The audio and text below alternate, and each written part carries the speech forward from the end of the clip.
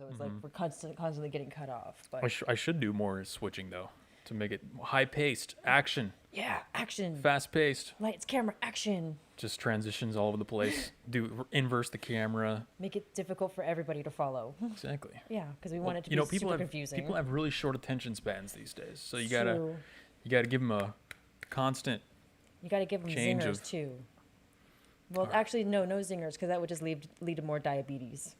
Zingers. I love zingers. I do love zingers. What's up? I see you over there in chat. Welcome, guys, to the Weekly Narrative. What's up, everybody? Welcome back to the Saturday night stream, everybody. The #1 alt-centrist live stream on the entire internet. That's right. You are in the home of the alt-centrist, the objective observers, the sense makers. A little bit. The truth seekers. Jump cuts, exactly. Stalking Horse knows exactly what we need. We need more jump cuts, zooming in and out rapidly. And then we got David H doing the dab. I don't know if that's a dab or if that's a like sneezing into the elbow, but he's protecting his cough. Yeah, he's protecting his cough from COVID. Good job, David. Appreciate that. Of course. All right, guys, we got a juicy show for you today. As you can see from the title of the stream, heck yes, the COVID playbook has finally been revealed, but only if you're actually paying attention. So nobody's going to know this unless you watch this stream. So it's a good thing you watch this or listen to this, however you choose to consume it. We're going to be talking about the COVID playbook today because we're starting to see a lot of new changes coming in the COVID landscape. All of a sudden, it's almost as if there was an event recently that they were waiting for in order to make all this start. Magically start. We'll talk about that. We'll try to paint a nice picture for you so you can understand exactly what is going on with COVID and what you might expect in the future. Sounds good. Always love talking about COVID crap. I think we'll save that one for more the middle of the show, though, because I want to warm everybody up for that. I don't want to drop the bomb right away, because it is a bomb. It's a big bomb. Speaking of bombs, we're going to be talking about the new Secretary of Defense. Oh, okay. Defense Secretary, See who Biden picked as his cap, besides, like, the tranny from the other night? See who else he picked? Coincidentally, he is also the first black defense secretary. Oh, okay. But there's more pertinent information about him other than his race. Oh, okay. The article that we're going to be talking about. They had to lead with the race.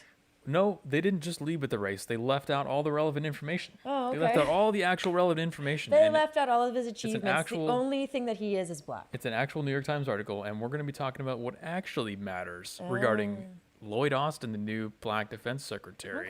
Okay. Because it goes exactly with what I've been saying this whole time. And you'll find out what that means when we get to that segment. Then we're going to talk about global warming. And Elon Musk, how Elon Musk just took a huge steaming dump on global warming. Okay. Or the global warming machine, as we know it, the climate people. Sounds good to me. I mean, we love Elon Musk up in here, so it'll be great to see how he just took a steaming hot dump on the climate change people. That's right. And then we're going to talk about a little bit about big tech.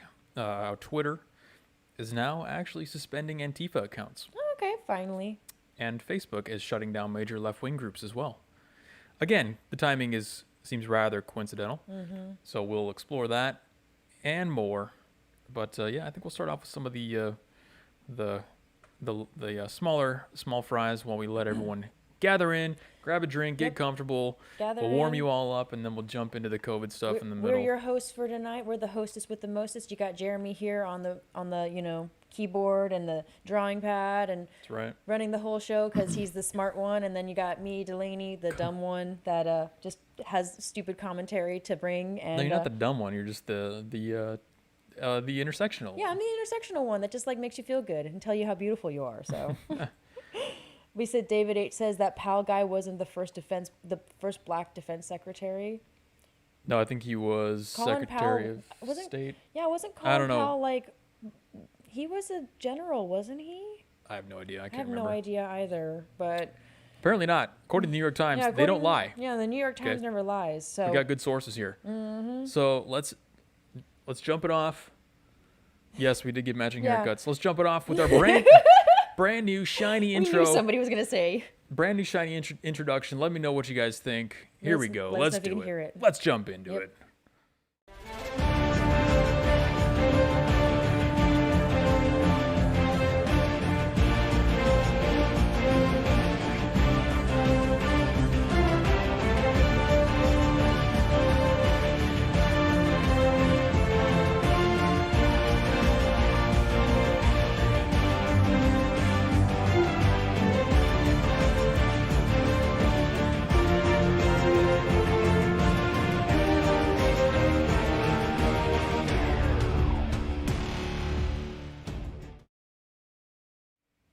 Welcome, ladies and gentlemen, Welcome. to the Weekly Narrative, the Saturday Night Live Stream edition.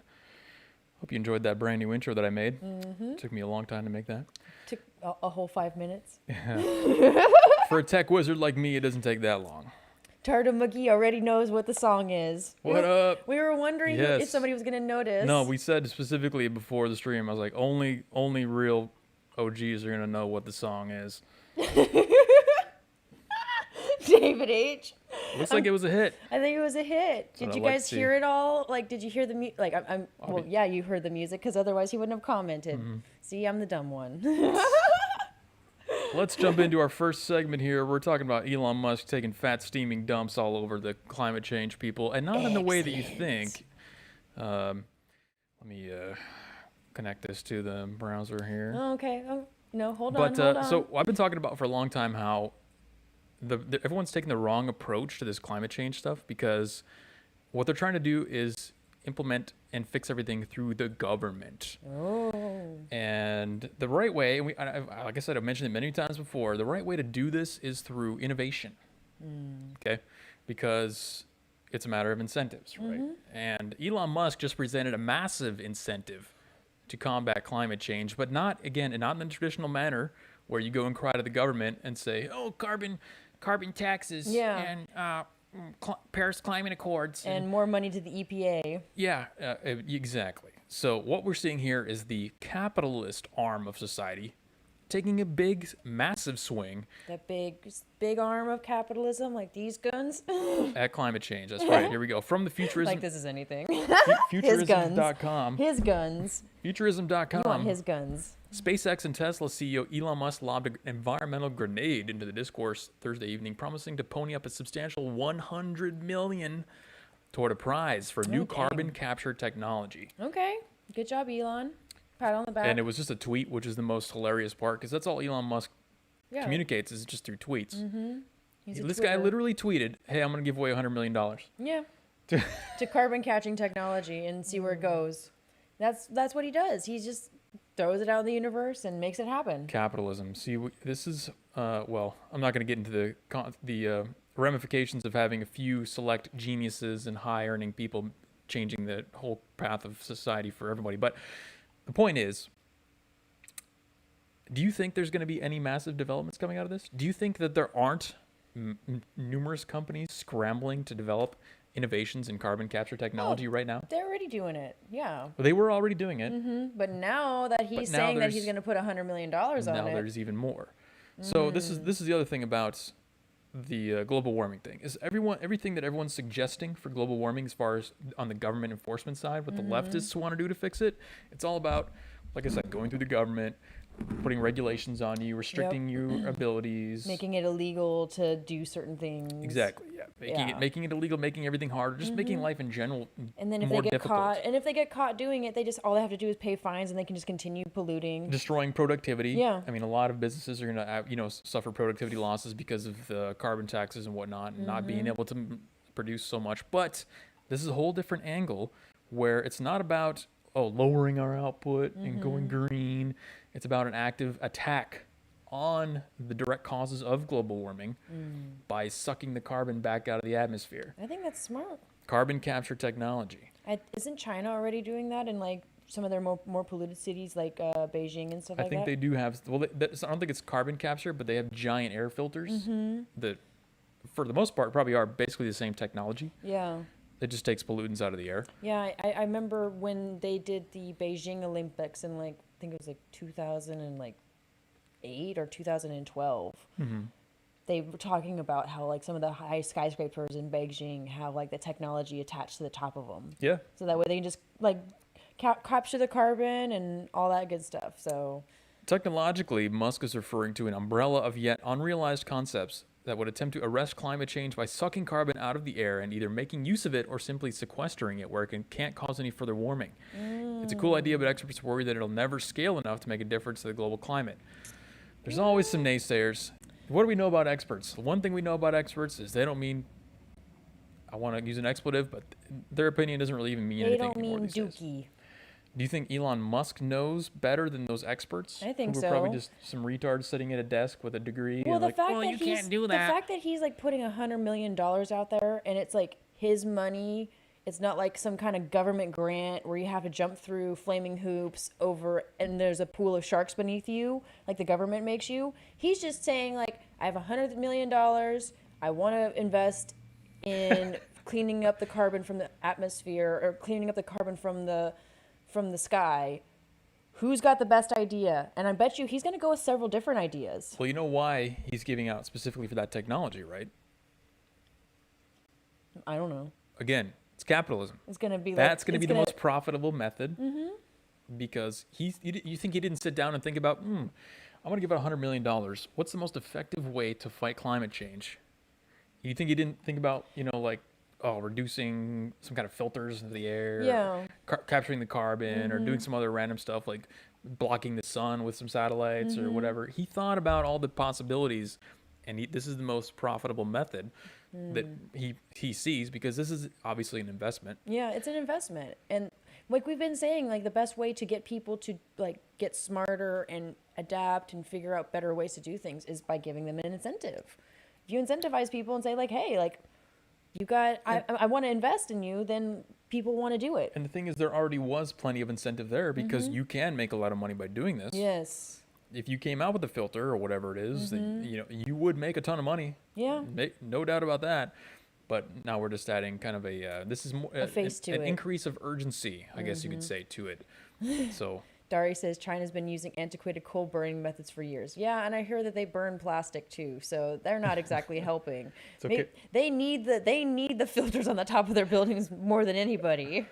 Stocking says, all my big steaming dumps absorb carbon. Hell yeah. First NASA, now the environment. What the government says can't be done. Elon says can't talk, busy working. Exactly. That's why it's got to be done in a tweet. You just have time to do a press release and have it go through lawyers and all that kind of stuff. Just, hey, you want $100 million? Just make a carbon filter. Make somehow like Suck some carbon out. figure out a way to take my $100 million and make it scale. Make this $100 million like an investment and make it scalable. Not saying we have to like use that $100 million isn't going to clean up the environment completely. No way, no how. Well, It's going to take way more than that. That's not the intent. The $100 million is for a company to develop technology that can then be scaled. Yep. Once it's discovered and created and tested. Yep. To then make the difference that we need. Hell yeah. Because again, all the green stuff, the green people you hear on the left that want to do all these regulations and impose government controls and restrict freedoms and all that kind of stuff, it's all just about reducing consumption. They don't see. This is how you know that's a scam. Yeah. Their whole thing is a scam. The Paris Climate Accord, Total scam. all that stuff's a scam, because they don't think independently about proposing different solutions. They don't say, hey, what if we focus on nuclear energy? They don't say, hey, what if we try to make a fusion reactor? They don't say, hey, what if we just make carbon capture technology instead? No, it's all about, you're a science denier if Yeah. you don't want to reduce your consumption and eat bugs. Or how about like instead of get rid of, like, figure out an alternative like single use plastic. That's a good thing to figure out a solution to as well. They ban straws and they think they're saving the environment. Yeah, well, but you don't ban plastic forks or plastic knives or find an alternative to the plastic. Guys, the turtles are still going to get the forks and the knives in their nose, okay? They're gonna get forks in their bellies. Just another example of capitalism implementing a solution that's vastly more efficient than what the government's going to be done. Yeah, California banned plastic straws and plastic bags, but then when COVID hit, then you can have all the plastic bags and all the plastic straws you want because it's to save lives. And David H. brings up a good point. He says Elon's millions of Starlink satellites will block out the sun anyway. Hell yeah! That's a good point. Elon launched a rocket Thursday to put 60 Starlink satellites in orbit. There we go, baby. Yep, he's already on getting board there. with that. Oh man, I've been talking about Starlink for months. I know you have. All the people that most of the people in the chat are like, "Yo, what are you talking about, Jeremy? Elon Musk is doing internet now." Yeah, I know. Hell yeah. Well, there's a whole separate discussion to be had about. I mean, look at the smile on that guy's know. face. There's a whole And he's adopted folks. This is what's going to be very interesting in the future. Very interesting. This guy has been outspoken against big tech censorship. He's now going to own a global internet service provider. So maybe he'll be like the safe haven for conservative voices. That's what I'm saying. If Elon Musk comes out and says, I don't care what anyone does with my internet, then we don't have to worry anymore So like, about services getting banned because the ISP is the final straw. Yeah. You get banned off Amazon, you get banned off your web hosting provider, you get banned off your payment processor, and then you get banned off your internet service provider. If you have internet service provider, you can still run You your can own still server work around, infrastructure. yeah. You can create your own infrastructure. As long as you have an internet service provider, that's really all you need to provide the service. So he's going to be the safe haven for conservative voices on the social media platforms. I wouldn't go that far yet. I wouldn't say he's going to, but I'm saying there's a potential high for it. potential for it. Yeah. I think he will, because he's all about free speech, and even if your idea is stupid, you should have a place to be able to say it. Again, capitalism over. The theme of that article was capitalism over government control. Hell yeah. Capitalism is always going to find a more efficient way to do it, and I would wager money, maybe in the form of stocks, that carbon capture technology would do much more than anything that the government ever tries to do Oh yeah. to try and reduce. The EPA is a terrible But organization. I mean, maybe I'm wrong. Maybe getting back into the Paris Climate Accord is going to just magically solve all the climate, which Biden wants to do. I know he does. Maybe we're already back in it. Maybe that was one of the executive orders. Does anybody know? Did we already get back into the Paris Climate Accord? Maybe that'll solve everything for us. I don't know. Yeah, well, we're going to be a part of the Paris Climate Accord, and we'll be forced to reduce our carbon emission. But China, who's not a part of it, is free to just, as Dari said in chat earlier, burn coal inefficiently and antiquated technology. And same thing with India. You know, they have way more people, but they can just treat the environment like crap, while the rest of us have to treat the environment like it's the most prized pony. Well, again, there's so many tells. You have to look for tells. Okay, you have to look for tells that their strategy that they're trying to implement is BS. One of the obvious tells that the Paris Climate Accord is BS is that it does not hold India and China to the same standards as us, who both pollute vastly greater than we do. It's like 8 times more than we do. Massively more than we do. But yet we're supposed to provide the most amount of funding to We're it. supposed to clean up their trash. It's just an easy tell for the BS. It The BS is. meter should be beeping very, very loudly on that one for you guys. Dari says the TPP is bull crap. It's just another avenue for the government to have a hidden slush fund to spend on their pet projects. The TPP, that's the Trans-Pacific Partnership, I think? I believe. I mean, I could be wrong. That's a toilet paper patrol. The Toilet Paper Patrol, yeah, maybe. That's a good one.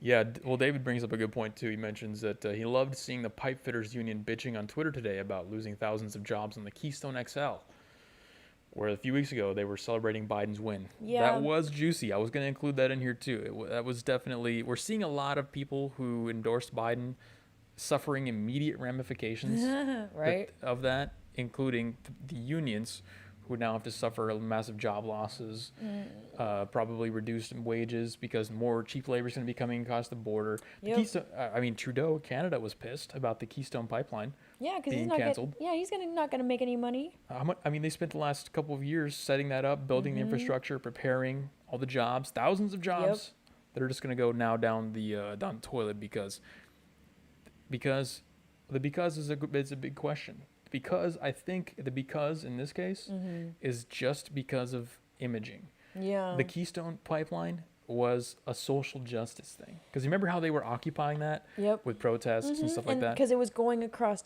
sacred ancient Indian burial grounds, but that's what yeah. that's what they say about everything. Every land that's owned by Indians is sacred. But I'm sorry, like they sold that to the government. So instead of evaluating the economic viability of the Keystone Pipeline and then making a decision based off of that, instead of looking at how many jobs were going to be destroyed or created, they didn't decide based on that. They decided based on people on Twitter were crying about this being on native land and Oh, stuff. and all my favorite celebrities showed up and saw what is it called? When you show up to like support the cause. Solidarity. Yeah, when you show up in solidarity, all my favorite celebrities did it, so it must mean something. No, it's bullshit. What's up, J-Mon? Welcome, buddy. J-Mon, hello. Summer Tiger. government. But can the farts be weaponized? They might be able to. I They mean, might be able to. Well, they actually already are.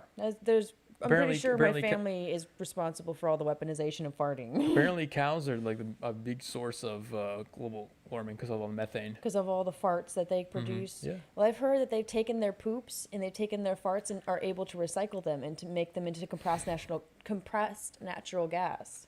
That's happening here in California, just like down 99 and down I-5. There's tons of cow farms, and that's what they're doing is they're taking the poop and they're taking the farts and they're making it into compressed natural gas and like methane gas and shit, and using it to like power their cities and shit. So Okay. that was a good thing, but I mean, it's still just a funny thing.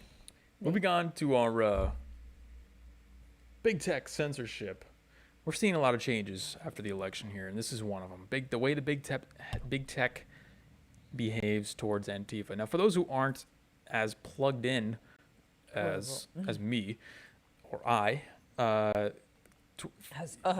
Antifa. It's true. No, it's true. I'm not gonna. I mean, it's not a good thing. You don't want to be as plugged in as me. Yeah, you don't want to be plugged in. I do with it that for you garbage. guys. Yeah, he does, because I won't do it. Antifa has been on Twitter organizing riots, organizing violence, organizing destruction of property, free reign for the last, for eternity, for as long as they've been on there. Yeah. There has been no crackdowns on Antifa, while there have been multiple crackdowns on anyone on the right, Proud Boys, you know, basically just Proud Boys for the most Proud part. Boys, or like if you have America in your name of any kind, like you're shut down. They've been cracking down on everyone on the right on Twitter for the last two years, 3 years ish, and they still, up until yesterday or the day before, continued to let these accounts literally spread the information of, hey, we're gonna go riot here. Here are the rules for the riot. Don't bring any cameras, no streamers, nothing like that, and we're just gonna burn stuff, which is exactly what's been happening. And so, up until Biden got elected, coincidentally, what you're looking at now is a tweet from Andy No, who covers the Antifa stuff I love closer him. than anybody.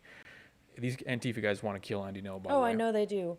I saw them protesting outside of a bookstore in Portland that was selling his book about them. Yeah, no, that's their most recent action is That they've was been so hilarious. trying to shut down a bookstore because they sell his book. They're like, don't support Andy No, don't support Andy No. And all I could think about when I was watching them just screaming, like, don't support Andy No, all I wanted to do was just go buy Andy No's book. Well, that definitely made me want to buy the book. But the funny thing about those videos was that it was all mutants, like guys in Yes, wheelchairs and yeah. fat chicks with pink hair and stuff. Yes. And like these Just like tall, proving- skinny fucking like weirdos with like chin hair Just that have proving like green everything I've rat said. tails, and They're mutants, people. yeah, and So- they're the ones telling you not to buy Andy No's book. I don't know how many in particular got banned, but we're looking at screenshots of 4 different accounts that got banned here, with a grand total of, just rough estimate of these 3 accounts, 40, 50, about 50, 60,000 people, 60,000 followers across these 3 accounts. Revolutionary abolitionist movement who want to destroy the police and basically the entire government. The Base, which was an extremist bookstore in Brooklyn, New York. Oh, God. So, I mean, we've been reporting, by we, I mean anyone who's not Antifa, have been reporting these accounts constantly since they've started. They literally dox people on these accounts, by the way. They post public information of white supremacists, and they post their address. They post links to their websites where they have all their personal information. Wow. Doxing is against Twitter's TOS, but they allow it Yeah. from the Antifa accounts. They've allowed it for years, up until just today yesterday. or yesterday. Well, or good. the day before. Well, good, because conservatives have been getting fucking banned and all that stuff for months now. So it's good that they're doing something about these 4 accounts. Well, it's true that it's good, quote unquote, that they're finally doing something about these accounts, but only in the sense that they're applying the rules equally. Yeah, I don't think it's good that anyone's getting banned off Twitter. I agree. I don't think anybody should get banned off Twitter. I would advocate for these accounts to remain on Twitter. But if you're gonna ban people for ideological reasons, at least do fair. it. At least Be do fair. it evenly, Yeah. so we know you're not BSing. Yeah, so that way we know that like you really are that way you really are like holding true to what you believe and to your ideology. You know, but don't call yourself free speech if you're not for free speech, though. So but if- Twitter doesn't say they're free speech, so If we're gonna go a little bit conspiratorial on this, Okay. the timing is awfully coincidental, don't you think? Yeah. Right immediately after Biden's inauguration, Twitter accounts get banned. Yeah. Well. And we're going to be talking about a story next from Facebook and how they banned a leftist group as well, a large leftist group from England. Well, yeah, and I think David H. in the chat says Antifa destroyed the Portland Democratic headquarters and no mention of it in the MSM. So, Yep. isn't it? Yeah, it is very coincidental that now that Biden is elected and he had like all this love and not even love and support from Antifa, but he had like some support from like the lefties. Now that he's been elected and they're like destroying property and they're being just they're rampaging again. It doesn't surprise me that they're going to ban these accounts. And then I even noticed that if you type in Antifa.com... Do you think that's why, though? If you're typing into Antifa.com, it'll take you to the freaking White House's website. Do you know that? That's just some guy playing a joke. I know. Yeah. I mean, it is, but still, like... That doesn't mean anything. It's still, like, a pretty weird joke. No, it's some right-wing guy who just bought the domain. It was a right-winger? Of course it is. Oh, okay. We're going to always blame it on a right-winger? It's some guy playing a joke. That's not... It's not anyone from Antifa redirecting to that. That's true, because nobody from Antifa would own that domain name. They're not smart enough. Look here. This is what we're dealing with now. This is a recent sign that we saw after the Biden election. We don't want Biden. We want revenge. Yeah, it's a sign that says we for don't want police murders, imperialist wars, and fascist massacres. So they didn't even want Biden. No, of course not. Then why did Antifa never cared about. This is what I've been trying to tell people for a long time. They just want to destroy the whole system. They're not anti-Trump. They're just anti-everything. Trump supporters just were an easy target for them to call as fascists. But they don't want Biden, which is exactly why they destroyed the Democratic Party headquarters immediately after the inauguration. So they just hate everything. okay, so here are the two possibilities, and in my mind, the way that I see it, you can either say that Biden is mysteriously more anti-Antifa than Trump. Which is one possibility. Yeah. And he just decided to crack down on this stuff, and then Twitter complied. Or that there was some purpose or reason to leave these Antifa accounts enabled through the inauguration to allow them to easily organize and take action. Yeah. Now, compare those two options. There may be more options. Maybe you can link one in chat or, post one in chat. Those are the two that I see the most likely. Now, compare those two possibilities with what I was saying about why Antifa and BLM were allowed to do all this in the past. What I've been saying for over a year. What is it? Antifa and BLM were the proxies for voter enthusiasm for the left. Yeah. Is it a coincidence that, let's say my theory is true. They're being used for voter enthusiasm. You see these stories in the news. Oh man, the anti-Trump sentiment is so strong. Look at the anti-fascism here and there, burning down buildings, stuff like that. And then as soon as Biden gets elected, they just can them all. Yeah. They're like, you guys are fired. You guys are let go. It fits go my home. theory. That's all I'm saying. Go home. It's fine. Like, we won, so you don't need to fight no more. What we're seeing fits my theory perfectly that Antifa and they're just BLM mad. were just proxies for voter enthusiasm the entire time. They realized that they got. They got had, yo. Just saying. So, unless... David H. says, I'm conflicted about Antifa. I kind of agree with that sign. Yeah. Little bit. We don't want Biden. Hey, I mean, pretty sure all the Trumpers would agree with you on that, Antifa. Depending on how you interpret the first bullet point for police murders. I mean, if you're murdering police, I'm against that. I'm against that too. I'm against imperialist wars. I'm against imperialist wars. I'm against fascist massacres as well. Me too. And I don't want Biden. Did you want Biden? Solidarity. Hell yeah. Solidarity. We're with you, Antifa, on that one. Apparently, we're Antifa now. They're so funny. They oh my god, they're so sad. So the next bunch of fucking retards, yo. Like, oh my god, bunch of like basement dweller idiots. If you didn't already know, the Antifa literally are just kind of these free radicals in society that are never going to go away, regardless of who's in office. Yeah, they're the mutants. Most of them. The next story, we're going to Facebook for some censorship now. Oh, yeah, Facebook. Oh, I deleted my Facebook a long time ago. Facebook shuts down major left-wing group in Britain. Oh, okay. Well, good for them. And this is a press release from the Socialist Workers' Party in Britain. Yeah, it says, for immediate release from yesterday, Facebook has shut down the accounts of one of the biggest left-wing organizations in Britain, the Socialist Workers' Party. The Socialist Workers' Party Facebook page, as well as accounts of local pages, have been removed from Facebook with no explanation given. Those targeted say it amounts to a silencing of political activists. Yeah, how does that feel? Yeah, take that. I wonder if the No Socialist lube. I wonder if the Socialist Workers' Party ever advocated for conservative accounts not getting banned. You think they ever advocated against tech censorship? No, Yeah, me neither. they're probably the ones that went around reporting people. Facebook took down the action on Friday, shutting down the Socialist Workers' Party page and removing dozens of leading SWP activists from the platform. Good. That's exactly true what you say. They organize reporting on a mass scale. Oh yeah. The same way that you would, coordinate an attack on a building with, soldiers. They say, "Oh, here's our target. We're gonna all mass report this page," and then that's how they play the algorithm. Because a lot of these systems, for those who aren't aware, these social media platforms, the way they operate is that if you get a certain amount of, nothing really happens on your post. You could post something about, "I want to kill every black person on the planet." Nothing's gonna happen just inherently.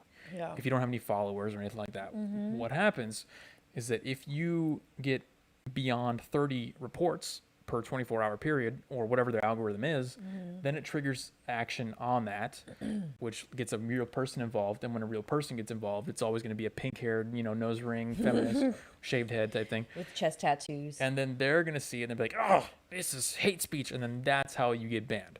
This is how they've been abusing these platforms forever. So all these right-wing people, the conservatives, they get banned off of Twitter. It's largely due to people mass reporting, people abusing the report system, abusing the internal algorithms.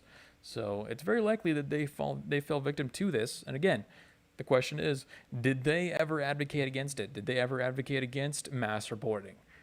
And No. the answer is probably no. No, they were the ones that were doing it. And since the answer is probably no, the only proper response to this is, you reap what you sow. That's what you get, buddy. You got another thing coming. I mean, you could play that Judas Priest song. I think that's Judas Priest.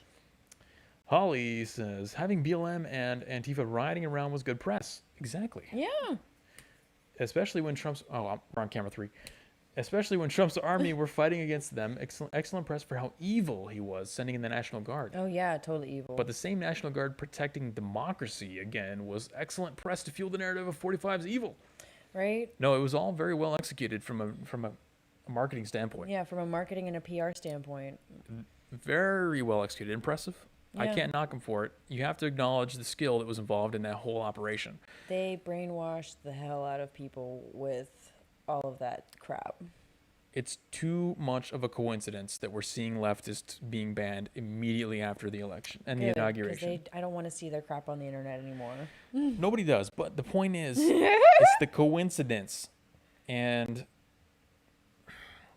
the likelihood of them just getting organically banned 3 days after Joe Biden gets inaugurated, after being on the platform and doxing people and breaking TOS for years and getting reported by people for years, is basically infinitesimally small. Yeah. So I'm just saying, I'm trying to get credit for my win here. Yeah. By For your prediction. for my prediction and my assumption that Antifa and BLM were just proxies for media attention, for voter enthusiasm. You want me to say it? Yes. You were right. You were right, Jeremy. Thank you. You predicted it and you were correct. That's all I really wanted. Good job. That's all I wanted. You get a pat on the back and a gold star. I'll reserve, I'll reserve the full victory until we're proven otherwise. If there's any kind of other evidence for why they've got banned, I'll accept it. But I'm just saying, right now, it looks like they were kept on the platform simply to generate press for Hell the yeah. left. Well, now we know who voted for Joe Biden. All the dead people? Yeah, bunch of dead people, bunch of mutants. Kidding. I don't really care about the election. I don't care about any of that right. stuff. I do though. It's a I'm joke. bitter. I'm hella bitter. Yeah, the dead people voted. Haha. Haha, who are you gonna call? Ghostbusters. No, I'm entirely disinvested in the whole election stuff at this point. I don't really care. I'm a girl, so I'm emotional, so I'm still a little bitter. There is some interesting things happening as a result of that, though, and this goes to another prediction that I made. Hell yeah, let's. See, this is what's great about doing streams is that my predictions They come they're true. all in history. You guys can go watch me say this stuff. Okay. This is our 33rd stream This is number 33. for the two of us. I don't know about if you've done streams before me. I did, but I'm only counting the ones we were doing together. Hell yeah. So I made some predictions back, multiple months ago, I think at this point, multiple weeks at least, that I told you guys I moved all my stock into Raytheon And Lockheed Martin. You're smart. Because Trump started no new wars. What we're going to see with Biden is the reestablishment of the establishment. It's not Biden's not a candidate. It's just the establishment back in power, and probably they're gonna throw us in some new wars, right? So this brings us to the Lloyd Austin, the new defense secretary that we mentioned at the beginning of the show. Hell yeah.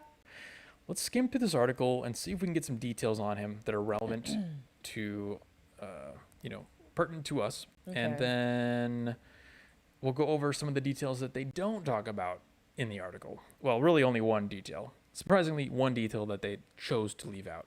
Okay. This is from the New York Times. NYT. The Senate on Friday confirmed Lloyd Austin as defense secretary, filling a critical national. Jesus, let me take a second here. Let me get some deep Deep pep. breath. Let me get some deep pep. Yeah, get some deep pepper, Dr. Pepper. Diet, not regular diet. He loves his diet soda, y'all. All right, that deep pep. I can feel the power. All right. The Senate on Friday confirmed Lloyd Austin as defense secretary, filling a critical national security position in President Biden's cabinet and elevating him as the first black Pentagon chief. Hell yeah. Black power. The 93-2 vote. Keep that in mind. 93-2. Is that in this? I bet one of those two was Rand Paul. Somebody look that up. Somebody fact check me right now. Who was the two that said no? Who voted against confirming Lloyd Austin? Is one of them Rand Paul? If it is Rand Paul, I'll respect him a little bit more. Just another prediction I'll make right there. Just a on-the-fly prediction. The 93-2 vote came the day after Congress granted Mr. Austin, a retired four-star Army general, a special waiver to hold the post, which is required for any defense secretary who has been out of active duty military service for less than 7 years. It reflected a bipartisan consensus on Capitol Hill that it was urgent for Mr. Biden to have his defense pick rapidly installed. Massive sense of urgency here. A step normally taken on the new president's first day. It's extraordinary historic moment, Senator Jack Reed said. A significant portion of our armed forces today are African Americans or Latinos, and blah blah blah, social justice. White hate, garbage. Mr. Austin, 67, is the only African American to have led U.S. Central Command, the military's marquee combat command, with responsibility for Iraq, Afghanistan, Yemen, and Syria. He retired in 2016 after 41 years in the military. Thank you for your service, sir. Yeah, thank you for your service. Absolutely. And is widely respected across the Army. Okay. So, I want to clarify one thing here. None of this is a personal attack on Mr. Austin. This is just a critique of the system and how the system works. Let's scroll down a little bit more just to get towards the end of the article here. Like I said, we're going to kind of skim through here. Mr. Austin will be the first black Pentagon chief since the position was created in 1947. Just 9 months before President Harry S. Truman ordered the desegregation of the armed forces. Representative Anthony Brown, Democrat of Maryland, and a black retired colonel in the Army Reserve, noted. Okay. Quote, Secretary Austin's confirmation is a historic first and symbolizes the culmination of nearly 75-year march toward genuine integration of the department. He is well positioned to draw upon his experience as a seasoned military commander. Okay. Blah, blah, blah, Blah, experience, blah, blah. fluffing. They left out one key thing here. Coincidentally, that Mr. Lloyd Austin was, up until this morning, actually, Okay. was listed on Raytheon's website on the board of directors. I was gonna say, is he like a board of directors for like Raytheon or Lockheed? Yes, sir. So he's got invested interest in a company that has Ladies- contracts with the government. And gentlemen, the military-industrial complex is back. Woo, woo, woo, woo. Oh wait, that's not good. They wasted no time at all reinstalling the military-industrial complex, who's now in charge of the Pentagon. I thought the left was against the military-industrial complex. No, left loves. They're supposed to be war. against war. I thought They they were love supposed to war. be against war. What the hell? Oh, I was wrong. Josh Hawley and Mike Lee were the ones who opposed him. Oh, okay. Come on, Rand. There you go. And what did I tell you guys? I literally said I was putting all my money in Raytheon and Lockheed Martin because this is the exact kind of stuff we were going to see. You're gonna see people who are executives and like on the board of directors for these companies in higher echelons of military and power in the government. Not only that, you're definitely correct on that, but we're also going to see the initiation of new wars. I mean, we got to make some money. Yeah. We got to launch some Best missiles. way to make war is best way to make money is to go to war. Got to launch some missiles. Gotta nuke some people. Gotta zap some gays. Good stuff. Zap some gays. Zap some gays in the Middle East. Let's do it. Speaking of zapping the gays, we're gonna go through a Trump-Pence total at the after this and see how many gays they zapped. Just do a recap. Just do a little recap. Yeah. You didn't zap me, and I'm like one of the most out gays there are. So there's that. A Raytheon executive is now in charge of the Pentagon. Cool, but at least he's the first black person to run it. That's the funny part about the story. The like, whole cool. entire story from New York Times. It's all about him being black. He's black. It's historic. It's so great. Look at this. It's so like, awesome. Oh, yay, cool. He's black, but what are his qualifications? Like, what companies are he in bed? What companies is he in bed with? Yep. Now this is funny. I don't know why, but I've gotten these maybe because I've Googled them and I've bought their stock and whatnot. But I literally get ads on Twitter for Raytheon. This is a screenshot. This isn't the one that I see. This is a screenshot of somebody else who saw their ads. I just thought this was funny, because why would Raytheon advertise on Twitter? Well, who do you think donates to Twitter? So if I'm being targeted, listen to this ad: Raytheon Missiles and Defense. From sensors to interceptors, Raytheon Missiles and Defense delivers integrated, precise, and proven solutions. Follow us to learn more. Well, at least they're integrated. They even say that they're integrated. Raytheon Missiles and Defense. We provide the industry's most advanced end-to-end solutions. Connecting vision with precision. Are they trying to sell me missiles? Yeah, they're trying to sell missiles to you. Is that what's happening here? They're trying to sell you portions of a missile. So you own like the explosive component of the missile. So if you want to nuke some gays in the Middle East, Jeremy, there's your chance. No, these are missiles of social justice. They have rainbows painted on them. They fan glitter as they explode. They're glitter bombs. They're glitter bombs. There you go. Glitter bombs. They're total glitter bombs. Oh my god. Raytheon missiles are glitter bombs, folks. I just thought that was hilarious. And they got rainbows coming out the end, just like a unicorn's fart. What if they could make a missile that it creates a rainbow as it's coming in? Like, as it's about to impact, it creates a rainbow behind it. That would leave too much of evidence for their just badness. The whole situation is laughably hilarious, and I don't have to say this, but I hate war. I don't want to go to war. Nobody wants to do war. We're gonna go to war anyway. We're gonna launch the missiles, so I may as well make a couple bucks off it. I lost $400 in the Trump election. You did. So you got to make that up. I just got to make my $400 you gotta make back. Your $400 that's all I want. Exactly. You got to adapt and overcome. And you realize, like, okay, Trump really did lose, and I lost my $400, so I'm going to invest in the proper stocks for Biden. That's a good point. Yeah, you're smart, Jeremy. I just read the market, saw, try to predict what the future was going to do, and then move my money around accordingly. David H. says Biden is already putting more troops in Iraq. Well, see, okay, here's another thing I want to point out. I was looking at a few different stories about this because I wanted more evidence to back up my point that we're going to go to war right away. And I was telling you, remember after the last stream, I was like, oh, it's only a matter of time before we figure out who's it going to be, Syria, Iraq, Afghanistan. Like, we're just going to find out somebody's got chemical weapons, and then all of a sudden we're going in there because we have to, because we're the moral arbiters of the whole entire planet. But there was two stories floating around that I want to try to debunk.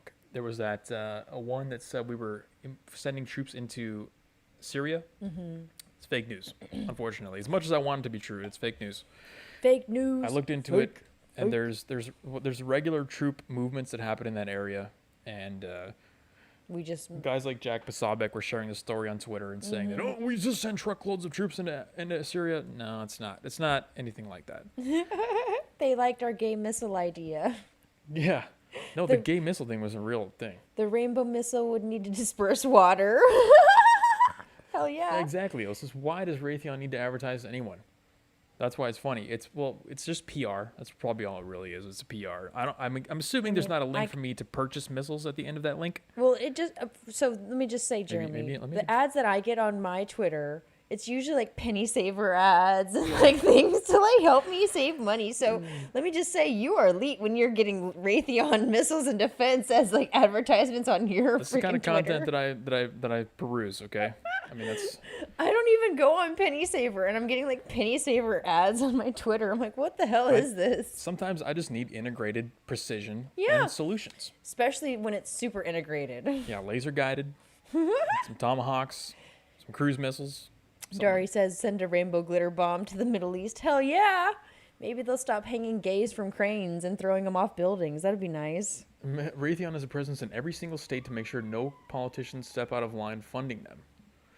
Yeah. Oh no, they are a massive contributor to the military-industrial complex, and the military-industrial complex is just coming off of a 4-year Just another long cog. slumber. They've been developing new technology and like, oh man, we gotta launch this. Who can we use this missile on? Like some new fancy missile that does whatever. Hell yeah.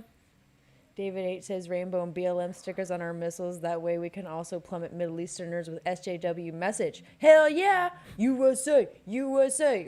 Well, there's something to be said about the long-term implications of ideological warfare. It could be argued that in seeding a society with maladaptive ideologies like gays and stuff like that could be more damaging in the long run than launching a few missiles. Let's do it. Just saying. Let's infect them with the gayness. Maybe then they'll just implode on themselves. It's a valid strategy. I think it is. All right, that was fun. I just thought that was hilarious. Holly Midlife says, LOL, I get traditional quote unquote old lady ads. I wish I got missile ads. Same, girl. I wish I got missile ads. I get like... You should see what other kind of ads I get. Stuff that I have to search. Yeah, well, I'm not... I don't even want to speculate what you get. Because you're a man, too. And I know these things. So they advertise accordingly. All right. Let's jump over to our COVID segment. This is going to be juicy, folks. Oh yeah. Very juicy. We gotta have like an intro song for the COVID section. COVID. It's such a reoccurring segment. I might have to make one just for this. Yeah, we should. Or you should, because it's not me. I don't know if this is a day of my predictions being fulfilled, but eventually, if you're a live streamer or any kind of content creator, you gotta have some kind of credibility established with predictions over time, and that's why I make these predictions, yes. Right? That's why I make these. Not predictions, but suggestions. And we're going to get into how some of the things that I was talking about for weeks and weeks and weeks is now finally starting to happen. Okay. Let's start off with first new information from Biden on how he's going to handle the COVID. Because, he's been talking about for months how Trump has no plan. Yeah, Trump has done a terrible job. And he's done a terrible job. And we've been waiting to hear Biden's plan to get out of the dark winter. Yeah. And because we're in the middle of it, apparently. So here's what he has to say. Okay. If we fail to act, there will be a wave of evictions and foreclosures in the coming months as this pandemic rages on, because there's nothing we can do to change the trajectory of the pandemic in the next several months. Oh, wait, I thought he had a plan or something. I didn't hear a plan. He said that there's nothing we can do. Oh. I would have, well. Let's play it again. Just in case for people that just joined. If we fail to act, there will be a wave of evictions and foreclosures in the coming months as this pandemic rages on, because there's nothing we can do to change the trajectory of the pandemic in the next several months. Okay, well. There's nothing we can do to change the trajectory of the pandemic in the next several months. First of all, what does several mean? 8? Yeah, several is more than 3. 10? So, okay, nothing new. Basically, what he's saying is that he's not going to be affecting any of the changes that you might see.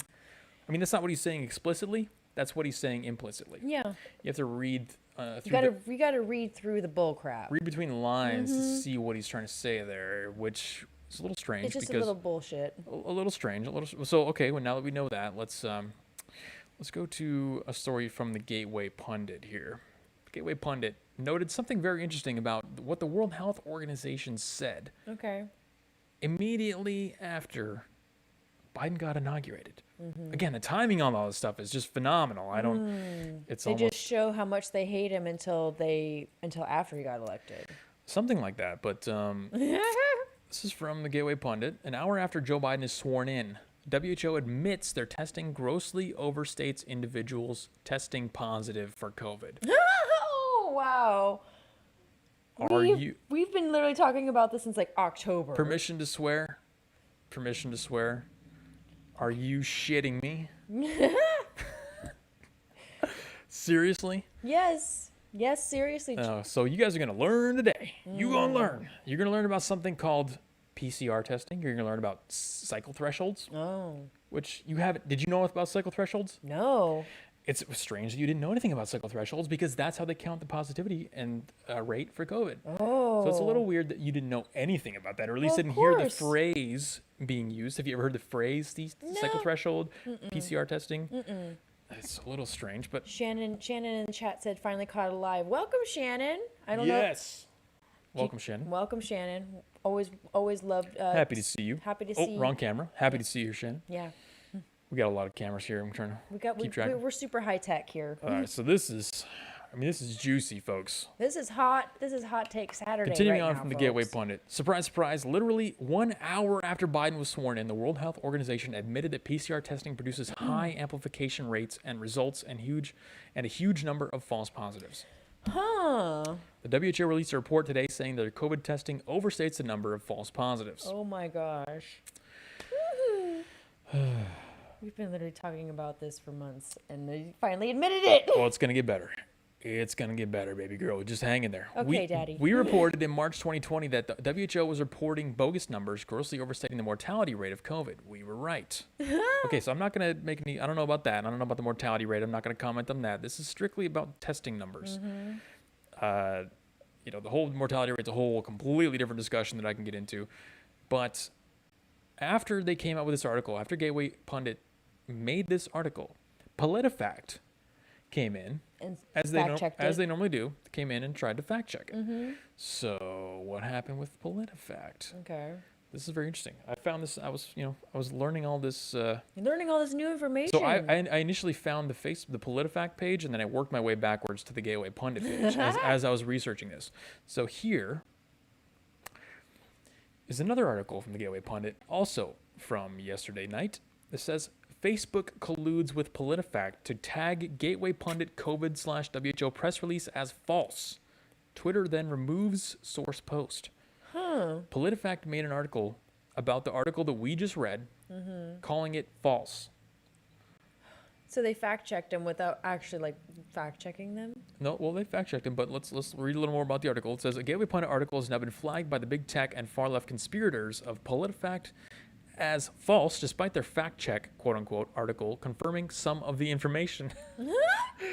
They're like, some of this may be true, but some of it might not be true. The original article, which posted on Wednesday, was in regards to the World Health Organization sending out a memo warning about the high rate of false positives from the COVID tests, which led to inflated numbers of supposed COVID cases, which, of course, was all Orange Man's fault because Orange Man bad. Orange Man mad, of course, always. Miraculously, though, just as Joe Biden is taking over, the WHO comes out and lets everyone know.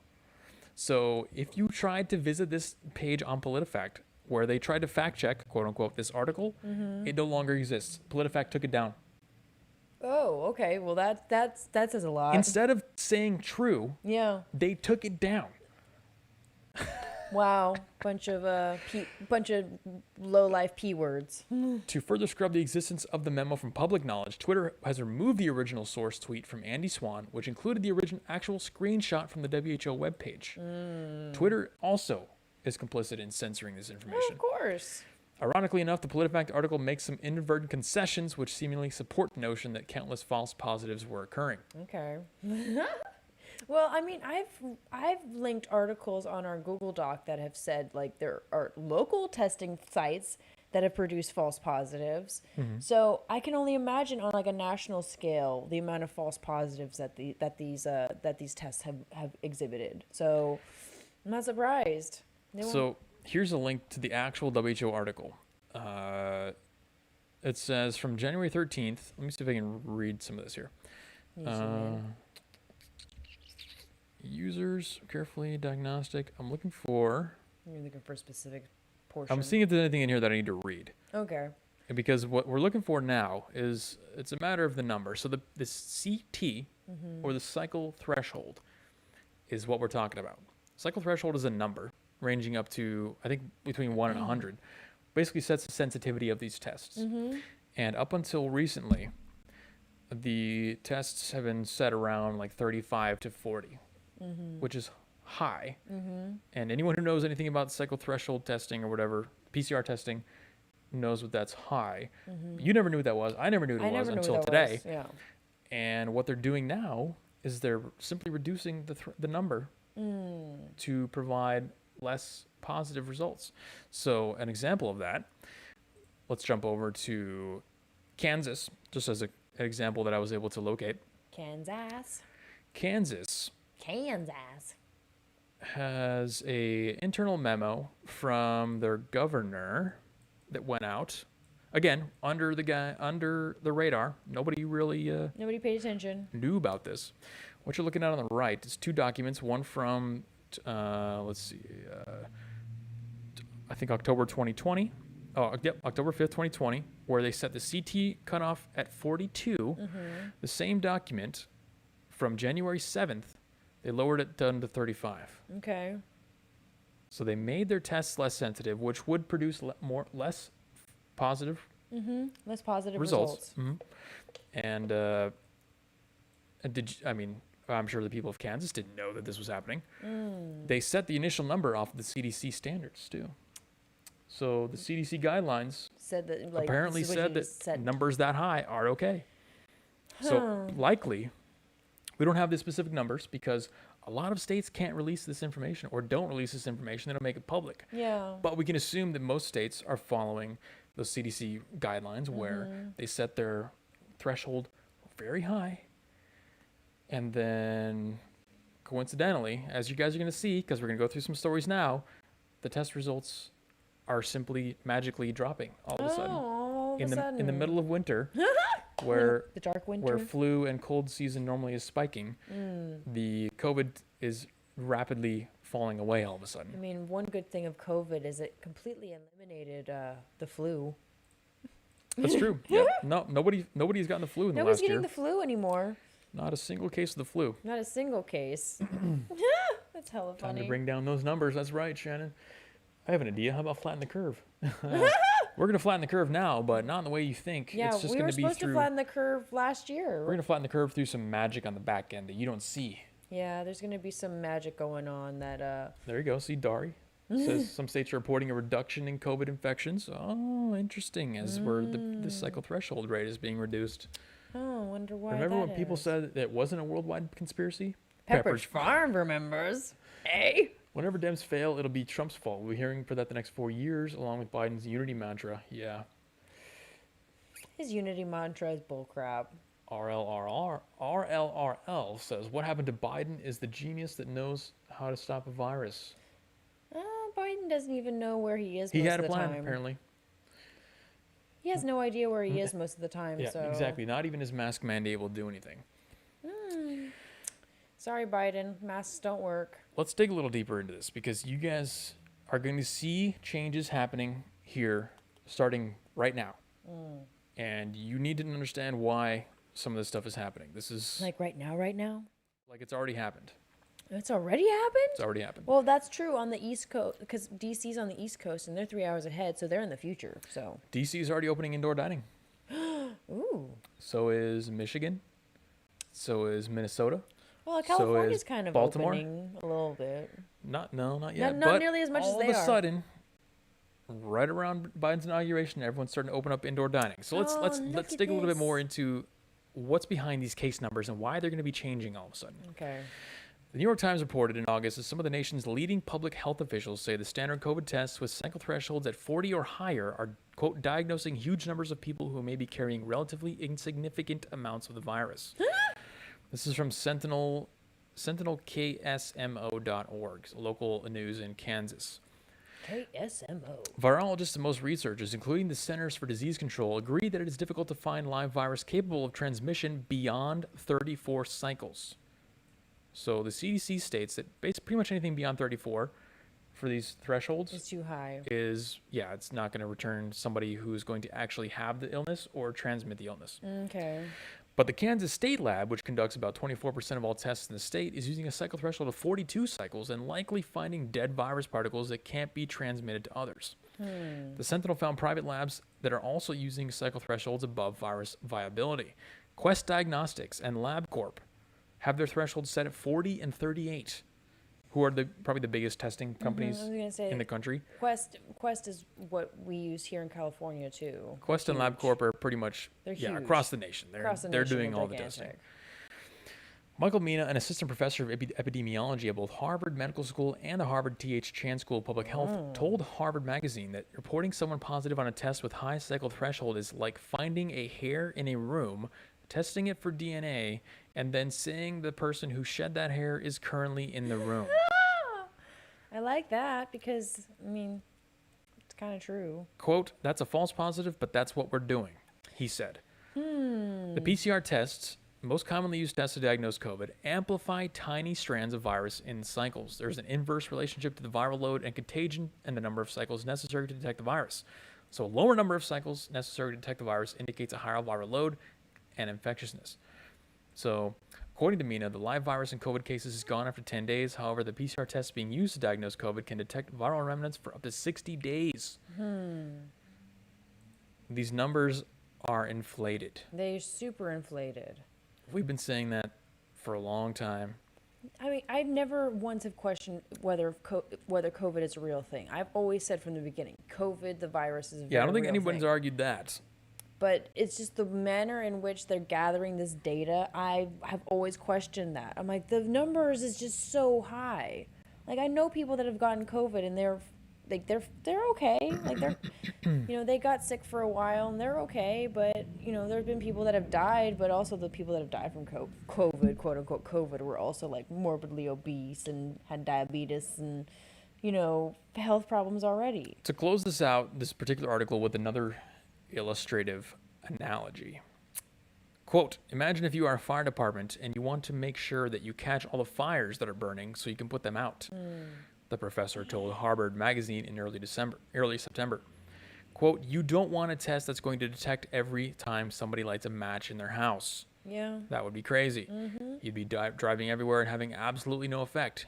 You want a test that can detect every time somebody's walking the streets with a flamethrower." There you go. This guy whoever said this makes sense. So,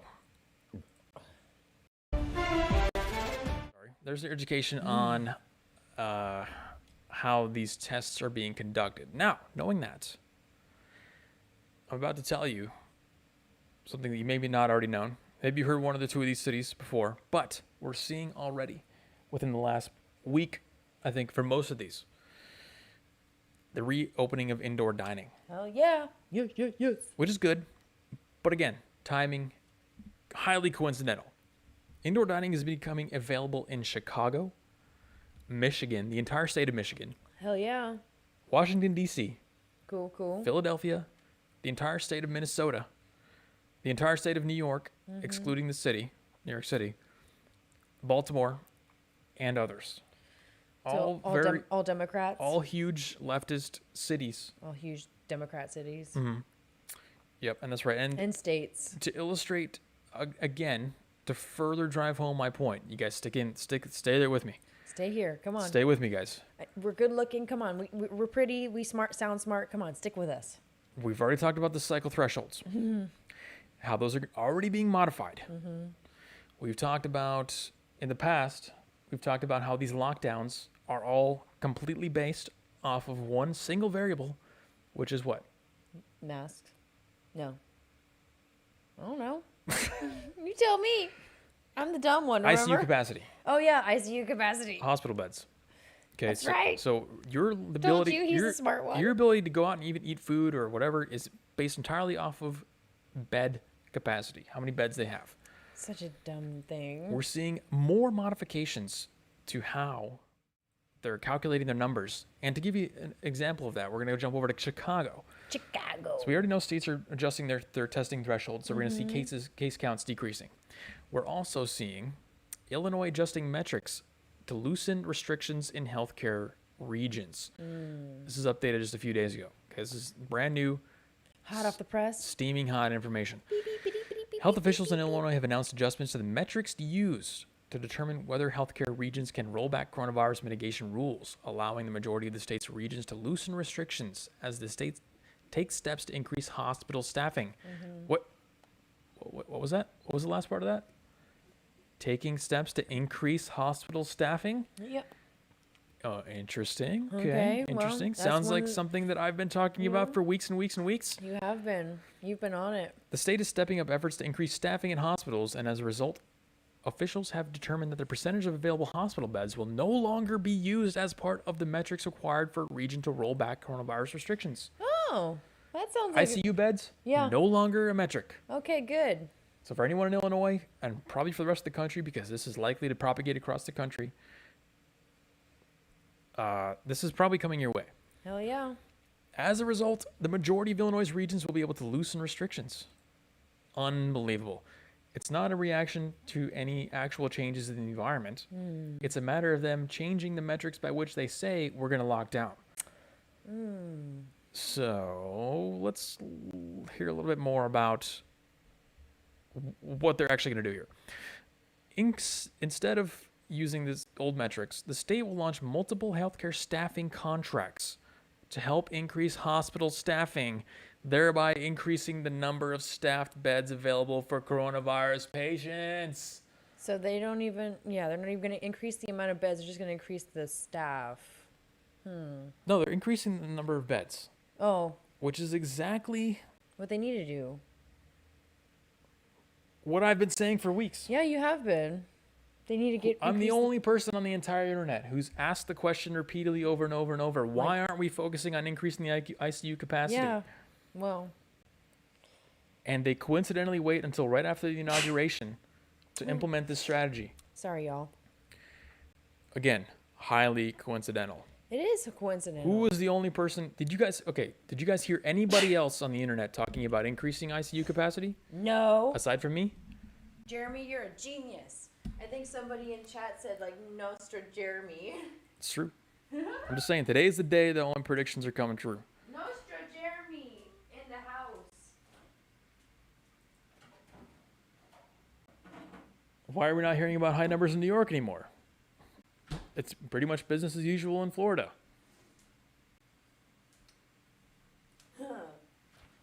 Because the BLM riots helped lowering the COVID spread. Hell yeah. It's just...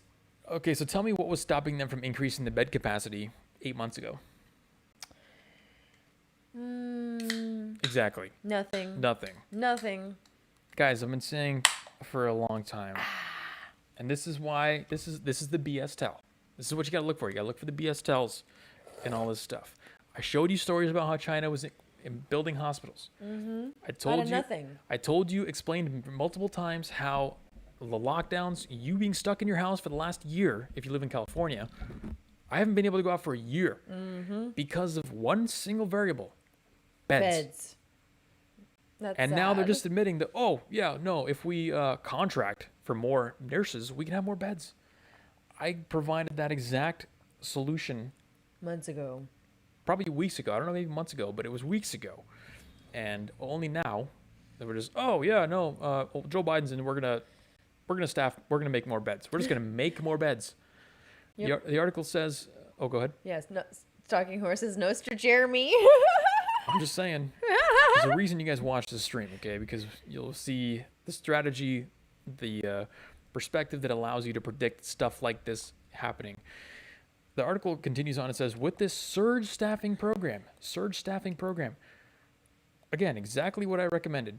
IDPH and hospital leaders feel confident that metrics can safely move away from utilizing surgical beds as limits to move across mitigation tiers.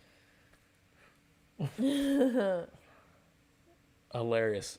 It's hilarious. It is. I'm kind of speechless, to be honest. To add on to that, it gets worse. Guys, it gets worse. It gets worse? It gets worse. Okay, let's do it. Jarvis Center and U.S. Navy medical ships. Yeah, no, exactly. There was like tiny little specks of talking about using ships as makeshift hospitals in the beginning, the very beginning, but then they just that got shut down because like why would like we don't want people to be sick on a ship. Like, oh my God. You're saying that Trump couldn't say. You're saying what Trump couldn't say as president. You see how they weaponized that against him. But you know what's funny? Trump was right the whole time. He was. Because what did he say? He said it was all about the testing. I don't think he was specifically talking about CT, like cycle thresholds and stuff. Because he didn't know. But he was right the whole time. The numbers are high because of the testing. He was right the whole time. Yep, and that's why he's the best. It gets worse. Donald Trump is your president, if you like it or not. It gets worse, folks. I know it does. California. Let's jump over to California. Fuck California. Oh my God. All right, KCRA, chill out. I'm going to allow ads. California keeps key COVID-19 data out of public sight. Are you kidding me? No, that's just how they do things. Keep it all secret. Fresh off the press from January 22nd, yesterday. California, again, guys, has been the most restrictive state, locked down since basically for a year now. Yeah, since March. Almost a year. Yep. I haven't been able to go out and do anything. This is from hometown, Sacramento. California Governor Gavin Newsom I live here right now. Yeah, you do. Gavin Newsom has, from the start, said his coronavirus policy decisions would be driven by data shared with the public to provide maximum transparency. But with the state starting to emerge from his worst surge, his administration won't disclose key information that will help determine when his latest stay-at-home order is lifted. State health officials said they rely on a very complex set of measurements that would confuse and potentially mislead the public if they were made public. So he's basically saying like Californians are too stupid, so we're just gonna tell them to stay at home. No, what this is they cannot reconcile their actions with the data. Yeah. So they're saying we're keeping you at home because of ICU capacity, and then if they release the data, it's going to show something that is completely incongruent with what they've been telling us this entire time, which is why it's going to potentially mislead the public. Dr. Lee Riley, chairman of the University of California, Berkeley School of Public Health Infectious Disease Division, disagreed. Quote, there is more uncertainty created by not releasing the data that is only the state has access to. Well, welcome to California, folks, where they only tell you what you want to hear in order to keep you scared. Well, let's see. State health officials relied on a complex formula to project that while Sacramento's region's intensive care capacity was below 10%, it would climb above 15% within 4 weeks. On Friday, it was 9%, roughly the same as when the order was lifted. Quote, what happened to 15%? What was that all about? Asked Dr. George Rutherford, an epidemiologist. I was surprised. I assumed they know something I didn't know. That's the point. So in case you're not aware of how California works, there's a tier system, and pretty much all of California is in purple tier, which is the worst tier, which means you can't go to gyms, you can't do any of that kind of stuff unless it's outdoors. Unless it's outdoors, yeah. The way that they calculate whether you're in purple tier or not is, well, apparently it's some kind of unknown algorithm, but you have to be under 15% available capacity for 3 weeks straight. And they were using some kind of algorithm to project what the capacity would be in the future. And that's how they were keeping us in purple. Well, are these people in ICU that are taking up the capacity, are they there for COVID, or are they there because like they had a heart attack and had to go through surgery and like they're in ICU just so that way in case they die, like there's somebody there to watch them? That's hidden data. Nobody knows why the beds are filled. Oh my God. Nobody knows who's dying to it. Nobody knows, really anything in California. That's why California is just garbage. All right. So here's how this is the plan here. This is the COVID playbook. Keeping the data from the public so that you can't justify or rationalize the actions that are being taken. Adjusting the cycle thresholds for testing to modify the case counts. They can make it go up or down depending on what they want it to do. WHO came out and said as soon as Biden got inaugurated that the cycle threshold was too high. So what's going to happen now? It's probably going to decrease, and we're going to see a case count decrease for no other reason other than we're setting an arbitrary threshold. Not actual COVID cases decreasing, just our threshold for testing decreasing. Okay. And on top of that, the metrics by which we're being locked down are suddenly changing as soon as Biden got inaugurated. Magically. ICU beds is no longer the measure by which we lock you down. And now in Philadelphia, D.C., Michigan, all these places are just opening back up for indoor dining. And it's all because of diet. It's all because of Biden, because they just throw him a nice little softball throw of garbage. That's the playbook. The playbook is, in 6 months from now, we're going to look back and they're going to say, Biden bravely enacted a mask mandate, and the cases suddenly fell, and the ICU beds capacity suddenly increased. And then us folk that know what's going on, we're going to be like, no, y'all just changed the metrics in which you guys gathered your data. There's another prediction for y'all. See you guys in 6 months. Yeah, okay? see y'all in 6 months. See you guys in 6 months. You guys better like, share, subscribe, hit the bell, so that way we can get these predictions out there, and then you'll all be here for when we make more. We've already had 3 or 4 of our predictions being not proven, but supported strongly in this stream today. Well, him, so not mine. Mine are like just too crazy. I may as well go ahead and make another one for the future to keep the ball rolling here. Mine are crazy. I'm all about like aliens are gonna land and take over, and that's all that garbage. Direct energy weapons. Direct energy weapons too. Those are real, Jeremy. Those are so real. Testing doesn't really mean anything. You get tested today and you get it tomorrow. Exactly. Right? But is Biden gonna repaint Air Force One? Maybe. What's up, Mitch? Welcome, buddy.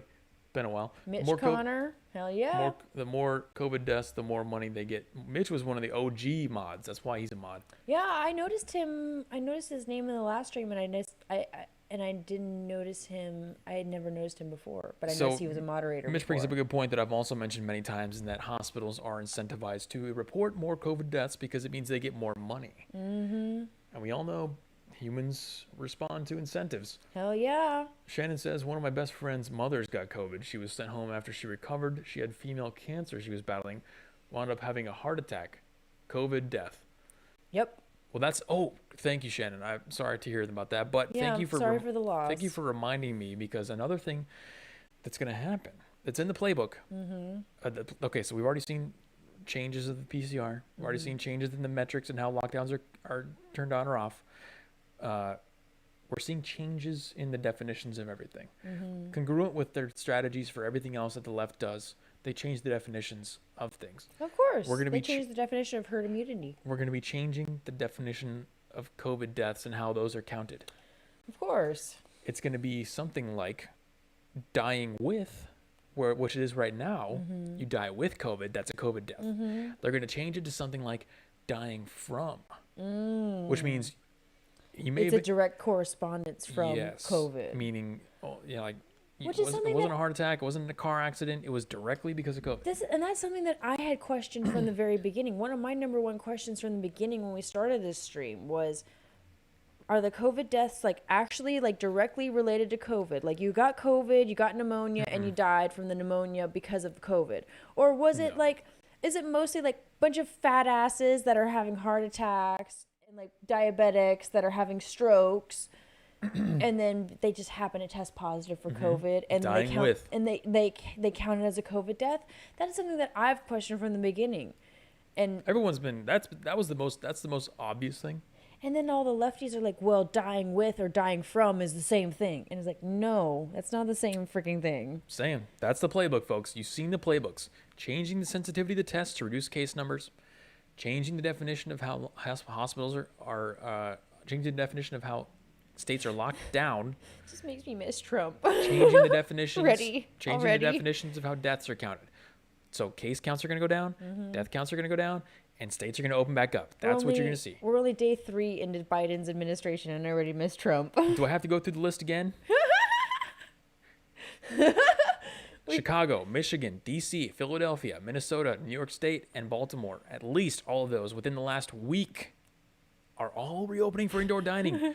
Coincidental timing. The theme of today's episode is really just coincidental timing. Yes. I think it should be just... For real, though. This is some weird shit that we're going through right now. I mean, this whole last year has been weird, but just getting even weirder as time goes on. I don't know if I like it, but we're here to plant ourselves and observe and just see what's going on. So what else can we do but just try to observe and report what we're saying, report what we're seeing. All right, guys, let's get the engagement up on those likes. Yeah, we need Likes a more little bit. likes. And even if like you don't like us, give us a thumbs down. We even like thumbs downs. Like we'll take it.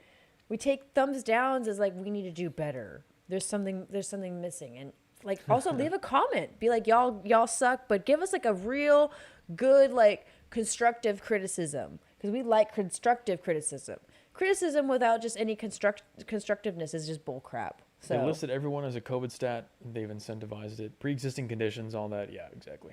That's really what it is. they bitched too much about Melania changing the garden, and she did a good job. And not to mention, she was pretty freaking hot. Like, and she had beautiful, like, she had great, just from the girl's perspective, because I know Jeremy doesn't give a shit about her clothes, but from a lady perspective, she did a really good job dressing herself. Holly says, thank you for teaching me about COVID test cycles. Here, threshold is 35 to 40 cycles. Looked it up and reported in October. My city is in lockdown again.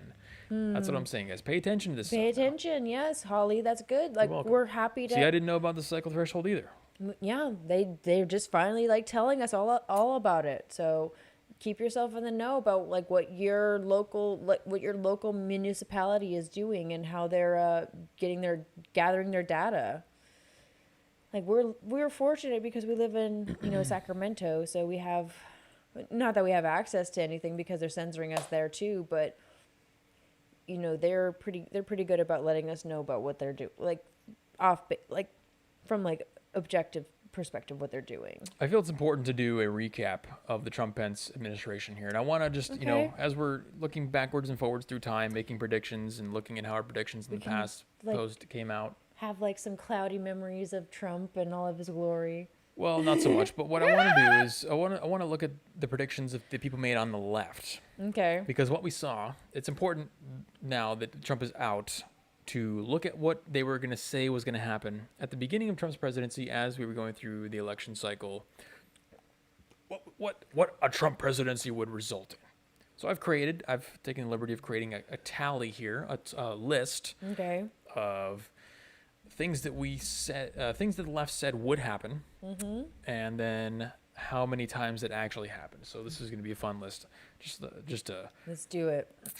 If you guys can think of anything that needs to go on this list, Yeah. drop it in the chat. Because Drop it in the chat and we'll add it. Definitely not And then we'll look at the numbers and see if we can add anything. not a complete list, but I think it's pretty thorough. Let's jump into it here. Okay. Trump-Pence totals for the Trump-Pence administration. Okay. The first one there, internment camps filled. So how many leftist political dissidents did he put into internment camps? Him personally, as far as Yeah. I know, 0. How many of these leftists put themselves in internment camps? That's a whole nother number. Yeah, so I've got internment camps filled 0 Yeah. here. I say 0 from Trump's side. Like I said, they put themselves in camps. We were told there'd be camps. Yeah, but they put themselves in them, so you can't blame Trump for something that you did yourself. Just saying, we were told there'd be camps. We were told there would be gays being zapped because Pence is a Anti-gay, hates them, wants them all conversion zapped. therapy, all that stuff. Gays would be. Wants them all gone, wants them all zapped, including myself. Yeah. So how many gays were zapped? You want to read the number right there next to my? 0. Yep. Well, 0. he didn't get me, and I'm one of the biggest ones there is. And if they didn't come after me, then I'd say that the number's 0. Okay, so we're 0 Again, the gays that think that they're zapped, they probably zap themselves. So, we're 0 for 2 here so far. It's not looking good for their predictions. How many nukes were launched? none. Yeah, I was trying to pay close attention to the nuke situation, but maybe if I missed one, you guys can let me know. Did we launch any? Yeah, I mean, I'm sure mysterious nukes? that he launched missiles, but as far as like nukes, I don't think he launched any nukes. No, I mean Trump has nuclear codes. Oh. Unstable, mentally ill. He has nuclear codes. Yeah. He's gonna, He's gonna launch nukes. He was gonna I don't launch think nukes. he launched any nukes. I was told that he was gonna launch nukes. I know that he launched a few missiles, but not nuclear missiles that could like cause immense devastation. All right, so 0 nukes launched. Okay, good. Okay. 0 for 3. How many economies were destroyed? Even with COVID. None. They Yeah, all kind of flourished. I've got 0 here for that too. I mean, even with COVID, it didn't completely destroy the economy. Yeah, I mean, people we- adapted with COVID. We had guys like, I think, who was it, Robert Reich and other leftists saying that the Trump presidency is going to destroy the economy. The economy is going to crash. And look cetera, what happened. et cetera. And then people made more money under Trump's And presidency. we had pretty much some of the best economies that we've seen in There my more, lifetime. there were more like new businesses started. There was a increase in women getting into the business field. There was just an explosion of business. Even after COVID, people's businesses took off even after COVID because people were like, oh, well, I'm buying online, so I might as well just like support small business and local business and all that shit. So Brought to you by Dr. Pepper. Diet Dr. Pepper. So 0 economies destroyed. That's, oh man, we're 0 for 4. This is Okay. not looking good for the leftists. Okay. Okay, so here's the big one. This was a huge one that everyone was talking about before we got elected, and I want to make sure we got a good tally of it afterwards. How many wars were started? From my knowledge, 0. I know that he ended quite a few wars and actually negotiated quite a few peace treaties. Oh, you know what? I need to put another thing on the list here. I'm going to put it towards the end. Okay. No, I'll do it next. We'll do it next. We'll do next. Since Okay. it's related.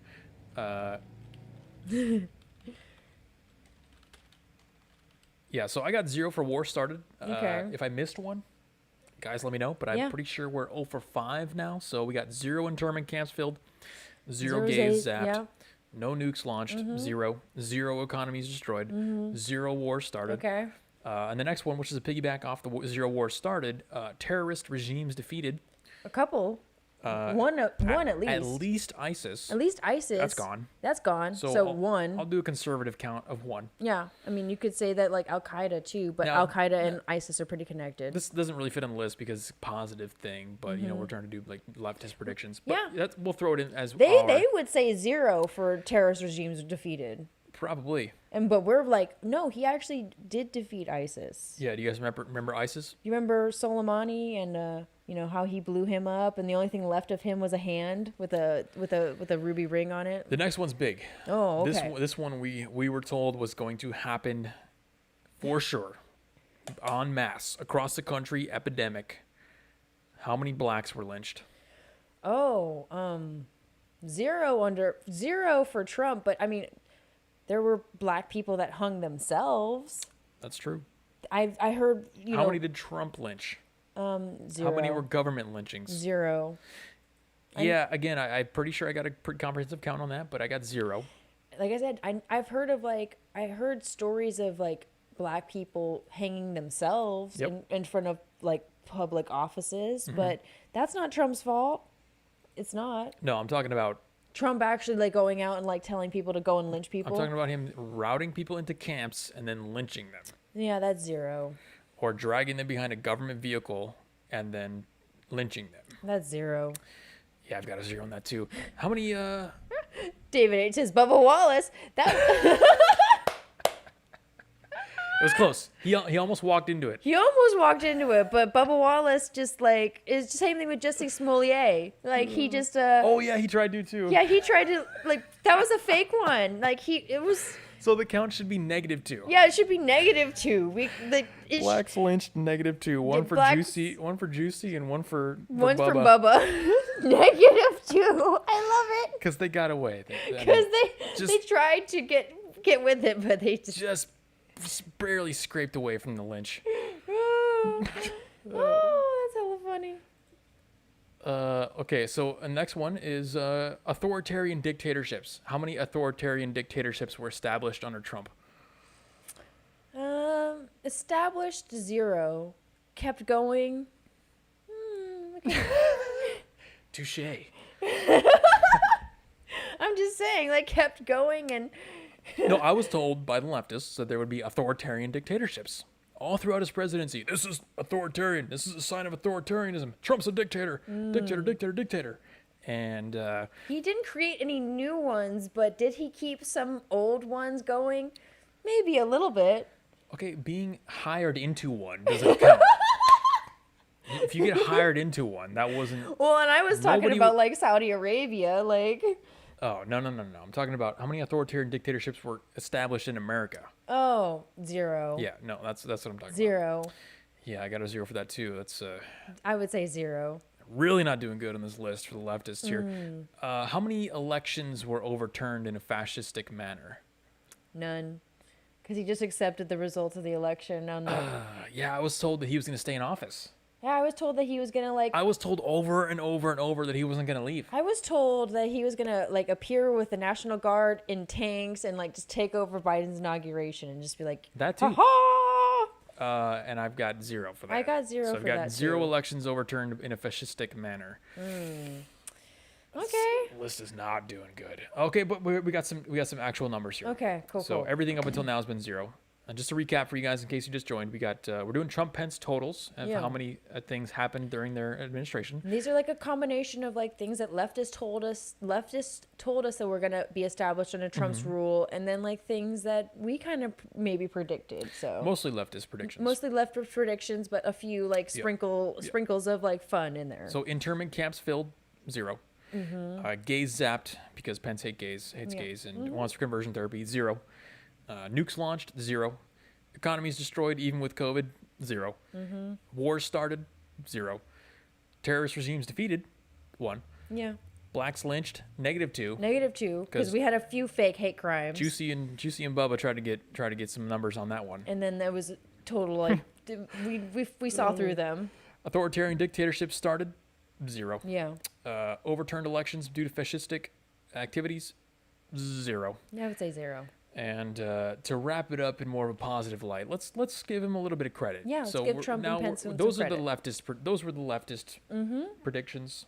You know, we were supposed to have 80 million gays zapped. We were supposed to have 50 nukes launched. We were supposed to have the economy destroyed. We were supposed to start wars. We were supposed to stay in the office after the election. We're gonna make all the trannies, stay their biological sex. Throw them in internment camps. Yeah, throw them all in We're internment supposed to lynch camps, the gays. re-education camps. Or lynch the blacks. So how many miraculous vaccines were created under Trump's administration? And when I say miraculous, I'm simply referring to time frame of development. I know of one. It was 2. It was 2? Pfizer and Moderna Okay. were both approved for deployment during his administration, Okay. which is what he said he would do. Yay. Good How job. many? And finally, just to end on a funny note here, how many hats were sold? Okay, well, you got the number right here. It's 104,994,175. That was just a random number, but you get the point. I mean, he sold a bunch of hats. He sold a bunch of hats, even hats that weren't official on his website. Like There you go. I bought a MAGA hat, but I bought it on Amazon, and it was probably made by Chinese slave labor. But whatever. No, we're not saying Soleimani was ISIS. We said ISIS was different from Soleimani. JDK. But he did kill Soleimani, which definitely helped curb ISIS. So. Oh yeah, handmaiden outfits were promised. We didn't. Oh, so we got 0 handmaidens. Oh damn! I didn't become a handmaid. I forgot about that. I was supposed to become a handmaiden. 0 handmaids. Maybe add that on there. I was supposed to become a handmaiden, but Yeah. I wasn't. So Extra- I could still live my gay ass life and just be my gay self and not be a handmaiden. Although I wouldn't mind being a handmaiden. Not gonna lie. Just birthing babies for people. I'll be good with that. There might be a future for you there. just sell my uterus. Stalking Horse brings up a good one. Increase in helicopter sales. We There you go. Definitely sold some helicopters and some hats. Hats and Hell yeah. helicopters. I mean, the guy's a salesman. He is. He's a businessman. That's what he does. He sells products. I don't know. I don't know what to tell you about that. That's why he was one of the best presidents of all time. One. I'm not saying the best. I'm saying one. Well, I mean, of the them. numbers don't lie. Those are pretty good numbers. Yeah. 0 gays zapped. He didn't zap any gays. 0 wars started. He even entered into his office before he even got elected. He was saying like, "I don't care about gay people. Like, your rights are okay. Like, I'm gonna do what I can to help you guys." And he ended up like trying to decriminalize homosexuality worldwide, not just in the United States, but worldwide. That's why I voted for him. I was like, "Hey, my gay ass is like protected under this guy. He doesn't give a shit. He wouldn't give a shit if like he saw me with like a female and be like, I would introduce this female as my wife. He'd be like, your wife? That's really cool. Melania. She's got a wife. The lady here's got a wife." Biden sent out troops to guard oil in northeast Syria. Well, that's kind of I think that's fake news, isn't it? I looked into that. It's more of a routine thing that fake. troops come in and out, or groups of Americans are in and out of Syria. I don't think it's an actual war movement. At least there's no real solid evidence that it is at this point. I'm going to put it as questionable at best at this point. I'll just mark it as fake. Because JDK, maybe you weren't here for the beginning of the segment, but we did talk about how, Raytheon is now in the Pentagon and the military-industrial complex is back, and we are going to start new wars with Biden, but I don't think that Syria thing is actual news. We'll keep an eye on it. David H. says authoritarian regimes got pretty good fashion sense. Hell yeah. And then Stalking Horse says Hugo Boss is more popular. Hell yeah. Trump made put Hugo Boss back on the map. I think Hugo Boss suits are the bomb myself. So Shannon has a good question here. She says, will there be a successful third party? And if so, who will they run?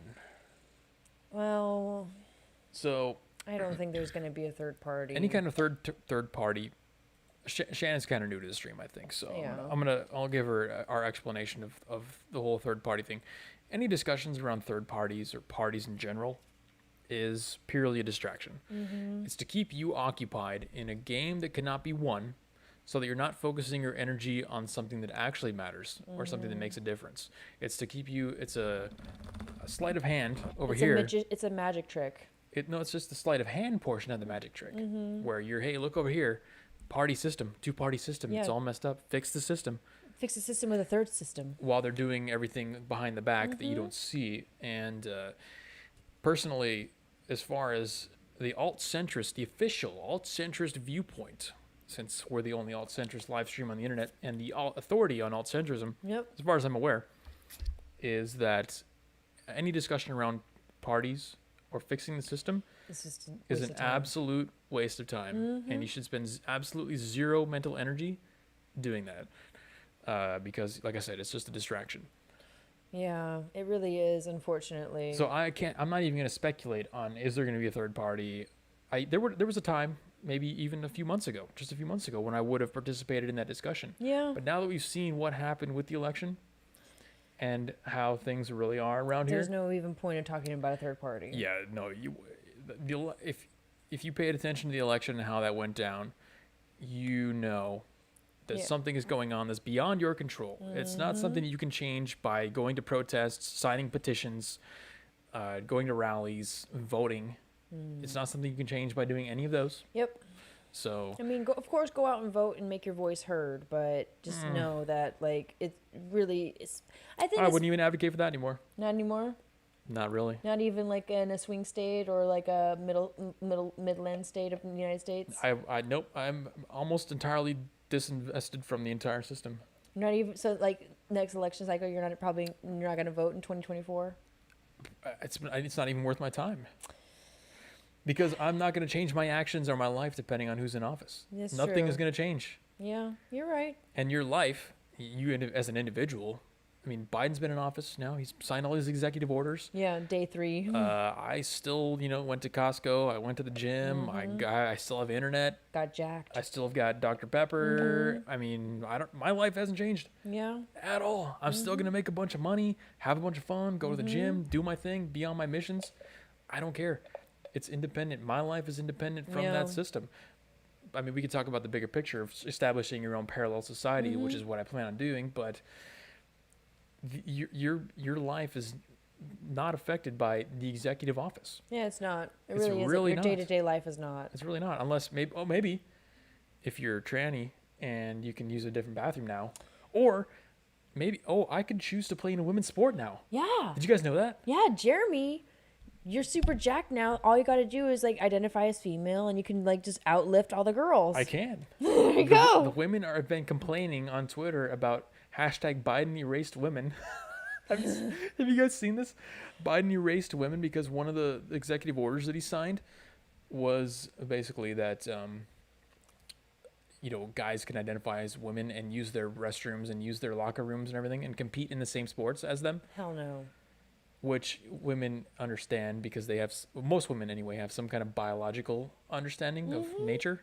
When they took biology in 7th grade, so they know that men have more muscle mass, more upper body strength, things like that. The ability to jump and run and run faster than us, jump higher than us, like have more muscle mass, like all in all. But and they're complaining because now men can compete.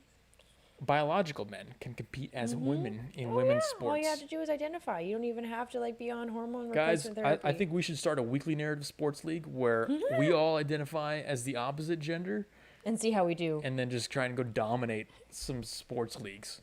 Well, see, the thing is like if I tried to go into the male sports leagues, I would get my ass handed to me because even if I took testosterone and became like a man, biological man with testosterone and facial hair and pecs, I would get destroyed because I'm still biologically a female. That's how my body was written. That's how my body was written to be, is biologically female. I would get destroyed by these men. If you were maybe pumped full of testosterone from I might be able to compete with like the trans women from and prepubescent times through adulthood. But you can't just start at 28 or 27, 25, 22, get on testosterone, and then pretend like you can compete with a man who's had testosterone since 13. I know, exactly. It's not possible. That's why if I ever like went to jail, because apparently in California, in our jail system, if you go to jail and you identify as the opposite sex, you can go to the jail that you identify with. Yeah, so if I wanted to, if I ever get arrested for anything, I'm absolutely claiming to be a woman. and then she could go to the women's jail. Yeah. And get dick down. No, it's just that I don't want to have to deal with the guys. Well, I'm just saying you're gonna get all kinds of molestation going on in the women's jail. Well, because they're a bunch of horny bastards over there too. The molestation's gonna happen. It's just a matter of who it's happening to. There's gonna be a bunch of women that you don't want to be molested by. Let me just tell you that right now, Jeremy. That's why you should never go to jail. You want a man, yeah. Pretty much. Jeremy, future squat champion? No, my knees are bad. He's I mean, maybe overhead press. He's good at a lot of other things, but I've never seen him squat. Young high schools are quitting sports because of it. Yeah, no, this is a perfect case of, again, exactly what I've been talking about. It's going to happen the whole entire time. You remember when you were kind of melting down about Trump not being elected, and everyone else was melting down about Trump not being elected, and we all were. and the reassurance that I offered was that, don't worry, it's going to be entertaining at least, because now we get to watch the left eat themselves. You were so correct on that. Eat themselves alive. I literally saw Sean King eat himself alive on Twitter earlier. I was going to include the Sean King tweet on tonight's show, but I didn't. Sean King has been crying his eyes out for the last 4 days because he's like, on day one, Biden said that he was gonna do stuff. He was gonna fix mass incarceration. And it's now day 3, and he hasn't done anything. It's like, what? It's day 3. And the hashtag Biden erased women was trending, which erasing women, that's only some dumb shit that leftists would say anyway. Yes. It's the trans exclusionary radical and feminists. He went so hard for Biden. Sean King, that dumbass. Oh yeah, no, it's glorious. It's so funny to watch, and he's my favorite leftist to talk shit about. That's what I said was going to happen. I said the left is going to eat their own because they're eating themselves. They can't self-sustain. They're all pure chaos. They can't maintain their promises. Biden already took a dump on the unions by canceling the Keystone. Within 4 days, he took a dump on Sean King, all the women, and the unions. Just took a hot, flaming dump on all of them. No, not even 4 days. 3 days. 3 days, yeah. Just took a hot, flaming dump that's coated in alcohol, so it lasts a lot longer. See, I told you guys. Hilarious. This is going to be a great 4 years. And you know what, Jeremy? That honestly helped me a lot. Like, from my meltdown of, like, Trump losing, I was like, okay, I guess this will be an entertaining 4 years to watch these retards meltdown. You got proven. I got proven correct within 3 days. They're already destroying themselves. They really are. They're eating themselves. That's when I saw that Sean King tweet. I literally was like, this guy's just eating himself. Because if you look at his tweets from, like, I don't know, a year ago, it was all about Biden's gonna be the best. He's gonna be the mental gymnastics that the left has had to endure over the last year is phenomenal. No wonder they're riddled with depression and anxiety, because they started out by saying what? Kamala Harris is racist. She's a cop. Cop Kamala Harris put people in jail and held Camel Toe Harris. And kept them even though there was evidence that they were innocent, kept them in jail. She wanted to And enslave. laughed about it. She wanted to enslave prisoners by making them do cheap, nearly free labor doing firefighting as they were imprisoned. All these things are attacking her. And then Kamala called Joe Biden a racist. Yeah. That's what was the best, is that And she then called they- him a racist. And then they formed the ticket, and then all the leftists are like, oh, all right, forget everything I said for the last 6 months about Kamala and Joe. All right. Okay, guys, vote for Joe. Yeah, vote for him. Vote for Joe. Because it's for We're gonna Kamala, vote for Joe. actually. Vote for Joe for six more months, and now we're getting Joe's breaking his promises already. They're gonna Guys, they're gonna come on. 25th Amendment his How ass. could you ask for anything better? They are gonna 25th Amendment him. How much you want to bet? That's why they right before he got elected. That's why they changed the wording of the 25th Amendment. Oh, that's a good question. Okay, so let me get a read of in chat on the question of the 25th Amendment.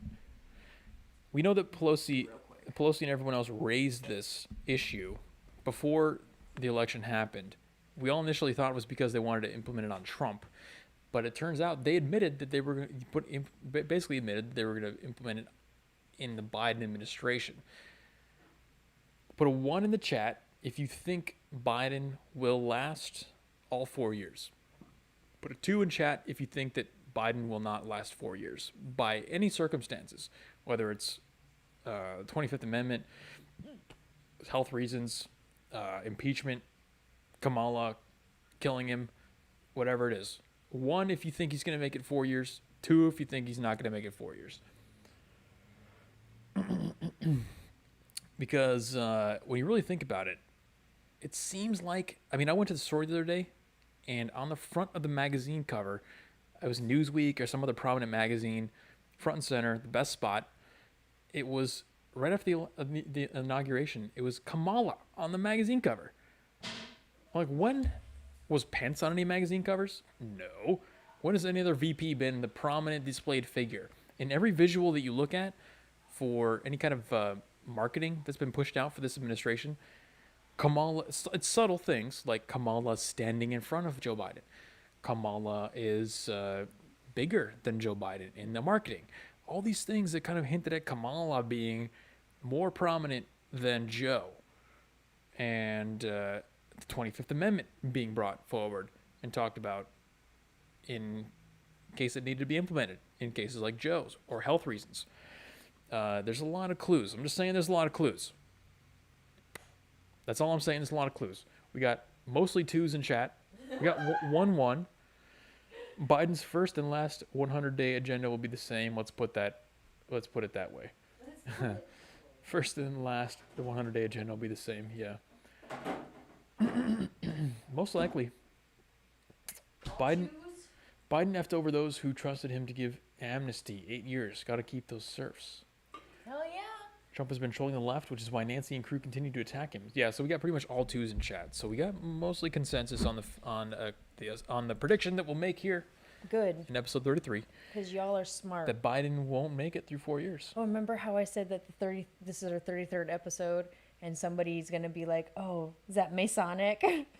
Somebody in the chat said earlier, they're like, "Oh, is that ties to the Freemasons?" Really? Yes, I'm telling you, the Freemasons love their 3s, bro. Maybe one if they turn him into a Weekend at Bernie's puppet. Oh, maybe. I don't know if you've been watching his stuff lately, but he's not looking good.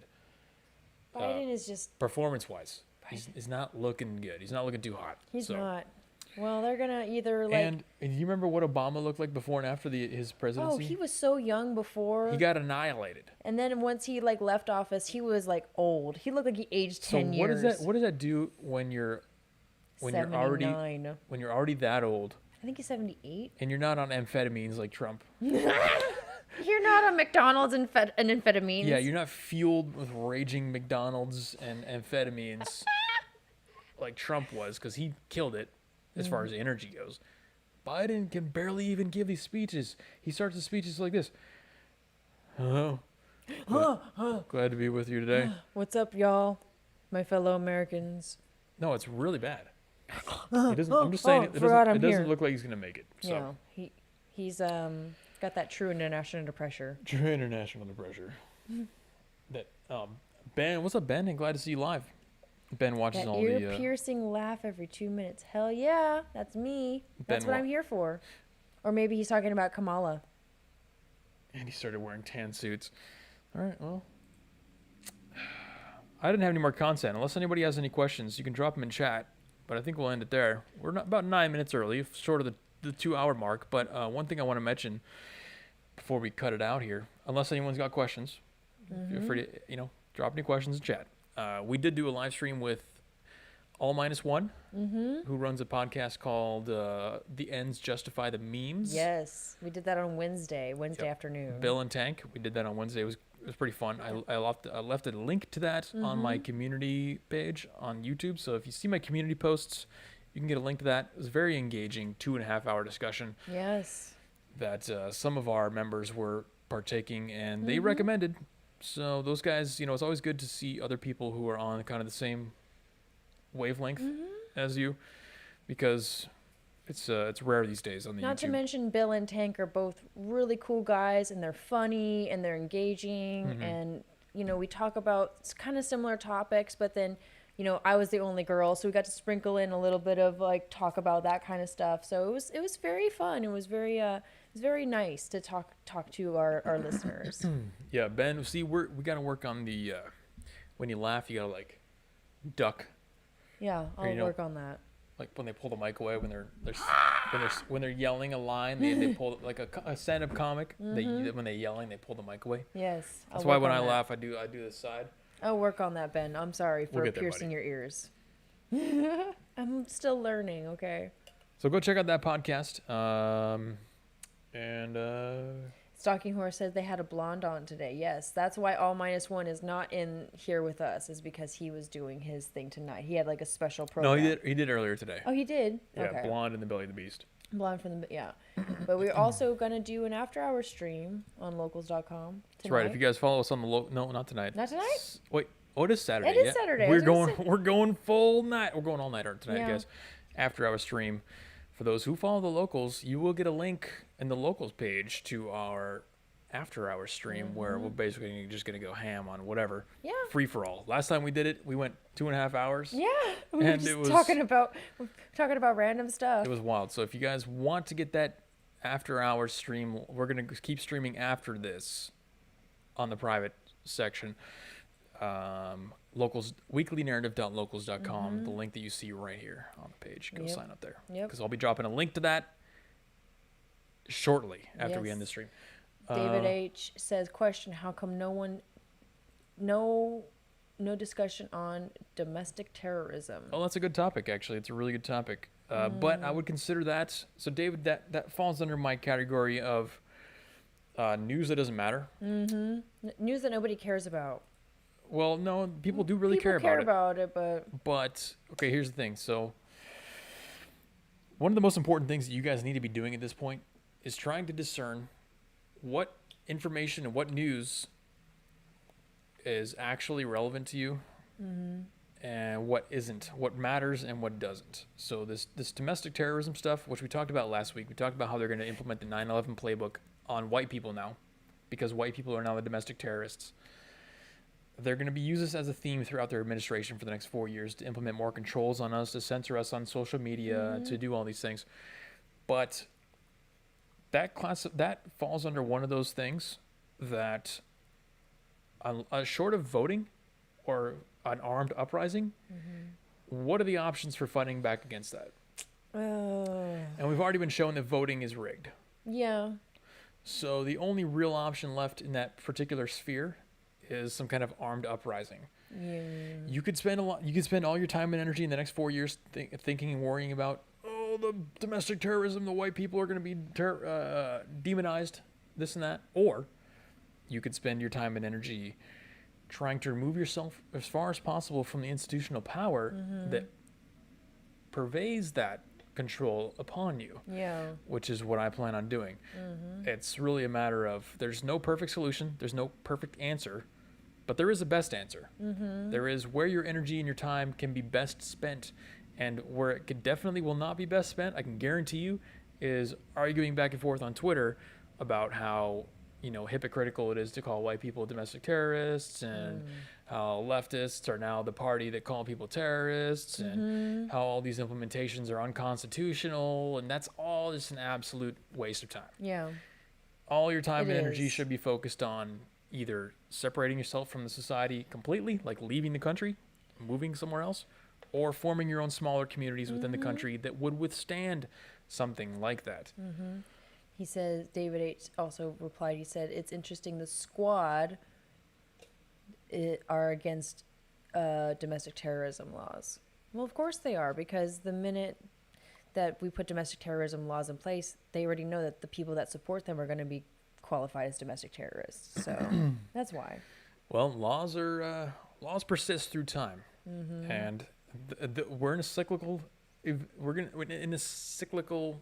process. Leftists are in power right now, but if those laws are in books when whoever the fascist authoritarian dictator after Trump comes in, gets to implement those domestic terrorism laws in his own way, then maybe that could turn out bad for them.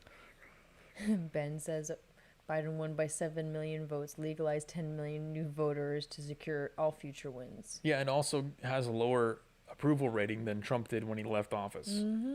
Explain that one.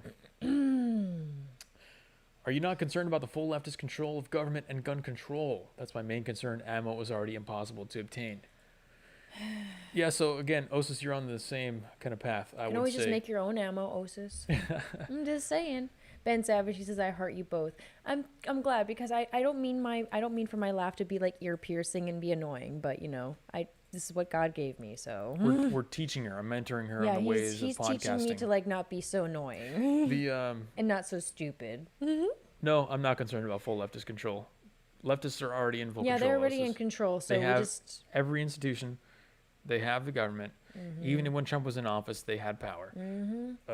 So it's about circumventing that leftist control and figuring out your way around it. There's a natural safeguard in place as well, and that's that if the leftists weaken our country to such a degree that somebody else could just come in and mess us up, China, Russia, North Korea, or probably even hell. By the time everyone's chopped their dicks off and they're running around, with mental illness all day. Canada could take us over. Yeah, Canada could totally take us over. Mexico could take us over. Yeah, they totally could. At that point, they were invading us already before. So. But no, I'm not concerned about that. My mindset at this point is 0% worry, 0% concerned. The only thing you should worry about is your small community of people that you're responsible to take care of, and that's it. It really shouldn't branch out much farther than that. At this point, we have no control over I hope the you government. see this is kind of we're a few steps beyond. Most people, normies, are still talking about voting. Normies are like, oh, next election we'll win, don't worry guys. No, don't worry. That's where the normies are at. And then when you're a step above that, you're okay, no. The person the step above that, beyond that, is we got to buy ammo, we got to prepare. It's coming. Yeah, always buy ammo, but and gotta then go beyond that. And then a few steps beyond that is, I don't care about this system at all. I'm leaving the system in the dust. I'm going to recreate my own societies, build my own communities outside of the institutional power of all of this, because I'm not going to waste my life worrying and being concerned about all that. Are they going to come for me in the middle of nowhere with my little village? With your little village and your harem of children creating ammo for you? No. I was going to say, I'm going to be like the guy that run Bullet Town in Mad Max. Yeah. If they come for me, it's going to be a hell of a fight. You're going to have your children creating bullets for you, Jeremy. Well, I wouldn't go that far. I don't think we could say that on YouTube, but the point is... I'm just saying, my kids are going to be creating bullets for everybody. The point is, you have to make it difficult for them to do anything of consequence to you. And if they're going to come for you, quote unquote, to the point to where you need to stock up ammo and you need to have full autos, like guys are saying, is that really a country you'd want to live in anyway? No. Do you think you're going to win if let's say you have a million rounds? But you only have 10 people wielding it? You're just going to go Punisher and on a mofo and you're going to slaughter the entire army that they send. They're going to send 20 trucks full of army soldiers to your compound or whatever, and you're going to what? And each truck has 10 people on it? You're going to... What are you going to do? How many rounds to beat the government? Yeah, exactly. It's that's like the question. that's not tactically smart. How many rounds to beat the government? That's what I want to know. If you can put a number on that, then yeah. Well, let me just say the government has way more rounds than you could even probably No, imagine. the only rounds I'm buying is so that I can defend my home from anyone that wants to come in. The only one that's going to come in is going to be like leftists who are mad that I'm still on the internet. Yeah. In 5 years, 6 years, when I'm living, I have Starlink internet, And you got like a harem of children creating ammo for you. and we're live streaming from some forest somewhere in the city, the town that we've created. Yeah. And Jeremyville. they're gonna try to dox us. They're gonna try to come out if they can make it. One or If two they can might make it, if they can make it past our guard posts. It's the ammo thing. It's a non. I was there for a long time, but I've moved beyond that. Yeah, we're past that. You've moved a step beyond, so. Which is good. God level Amish, literally. Yeah, no, A little bit. that's Amish are based, yo. That's exactly right. Imagine an Amish community with technology. We're gonna be the techno Amish. Don't they have ground penetrating radar? They can find guns anywhere, right? How can you hide it? Well, I mean, if they come for your guns, it's pretty much a fight to the death at that point anyway. And I'm happily die.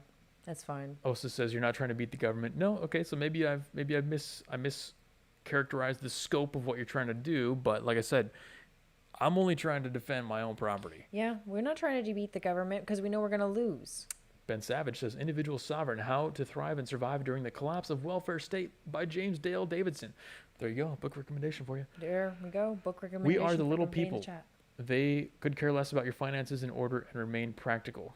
Yeah, Yeah. see, we're in preservation mode. That's all I'm saying. In a nutshell, what I'm trying to say is we're in preservation mode. We need to preserve Western values, and These leftists are not preserving Western values whatsoever. yeah, guys, it's not going to be a tough battle. We're literally Yeah. talking about people who are chopping their own genitals off, and they think that having children will cause global warming. So literally, all you need to do is survive and have kids. That's literally it. Get married, have kids, stay married. That's literally all you have to Get married, do. have kids, stay married. It's no more complicated than that. That's literally the biggest middle finger to the leftist you can ever do is get married, have kids, stay married, and take care of your community. I know it sounds stupid, but it's true. It really is. Birth rate is king, people. Birth rate is king. Have a ton of babies. That's all I'm saying. Yeah, slave labor, y'all. Come on now. That's what my parents told me when I was a kid. They were like, "That. Why do you think we had you?" And David is correct. He adds a little note on the end of it that we'll wrap it up on, I think. He says, ironically, being in our position will set us up for better and more resilient future, whereas leftists will just grow more dependent. Hell yeah. David is exactly on the same page. I couldn't have said it better. Being under pressures like this is exactly how nature is. Nature forces you to adapt to become stronger by bombarding you with winters, Yeah. with shortages, with predators. Leftists are completely outside the realm of any kind of pressures, of selections, anything like that. We have to become more resilient, which will make us last longer. Yep. In the long run, like I said, goes in line with exactly what I said. All you have to do is outlast them. Just have kids. Because they're not having kids. Yeah, they're aborting their babies at an astronomical rate. They don't want They're kids. aborting their kids. They're saying having kids is, going to destroy the planet. It has a carbon footprint. Having a child They're is a all carbon having footprint. hormones. They're taking vaccines that are going to make them infertile. Guys, this is a very easy battle. We just need to withstand it. And by the way, if you want to know that song, what I was singing earlier, "Get married, have kids, stay married." That's actually a real song. It's by Bryson Gray. In case you don't know, he's a conservative black rapper. So look There him you up. go. Now you know. Little promo for Bryson out there, even though supposedly he's a gay hater, but he's really not. They still think cow farts are destroying the world. Hell yeah, cow Also, farts are. You need ammo to train to defend yourself. Yes. No, that's true. Yeah, but not. Yes, you're correct, Osis. We're on the same page Yeah, there. we're but not- we're not trying to fight back or We're anything. not, We're just we're purely not for saying defense. don't get ammo and defend your have the ammo to defend yourself, but we're just saying be smart about it. Don't just depend on ammo and mowing down military soldiers coming after you. It's a very small component of the overall strategy. Yeah. That's all. It shouldn't be your focus. It that's shouldn't all. be your main focus. Your main focus should be getting the hell out, getting the hell away from cities, and getting the hell away from just terribleness and the leftists because they're all just garbage. They just don't have anything positive to contribute. Separate yourself from institutional power. That's really the main theme of the story here, guys. We are going to wrap it up here and continue on with our after hours live stream. Hell yeah. over on D Live. If you want the link to that, it's on our weeklynarrative.locals.com page. We're going to take a short 5-minute break to do restrooms and drinks and all that kind of stuff, but then we will be back. And D Live is literally a free-for-all. Anything you guys want to talk about, we can talk about over there, because we're not in the YouTube overlord realm of censorship. We can say pretty much anything we want. Although D Live is going more towards the censorship side of things anyway, unfortunately. But anyway, follow us on Locals. We will be live again on Tuesday. We do Tuesdays and Saturdays, every Tuesday and Saturday, 7 p.m. PST. Like the video to help us fight those overlords. Yes, Drop a comment down there afterwards if you want to help us fight that algorithm. And share it with your friends. If you like what we have to say and you think your friends will like us, then share us with your friends and let us know. You know what? I'm gonna end it on the outro, on the intro that I made. Okay. So for those of you who weren't there at the beginning of the stream, You'll get to see the intro. Hell check yeah. out this badass new intro we made. Let's do it. And we'll see you over on the After Hours live stream. weeklynarrative.locals.com. See you guys. Bye-bye now.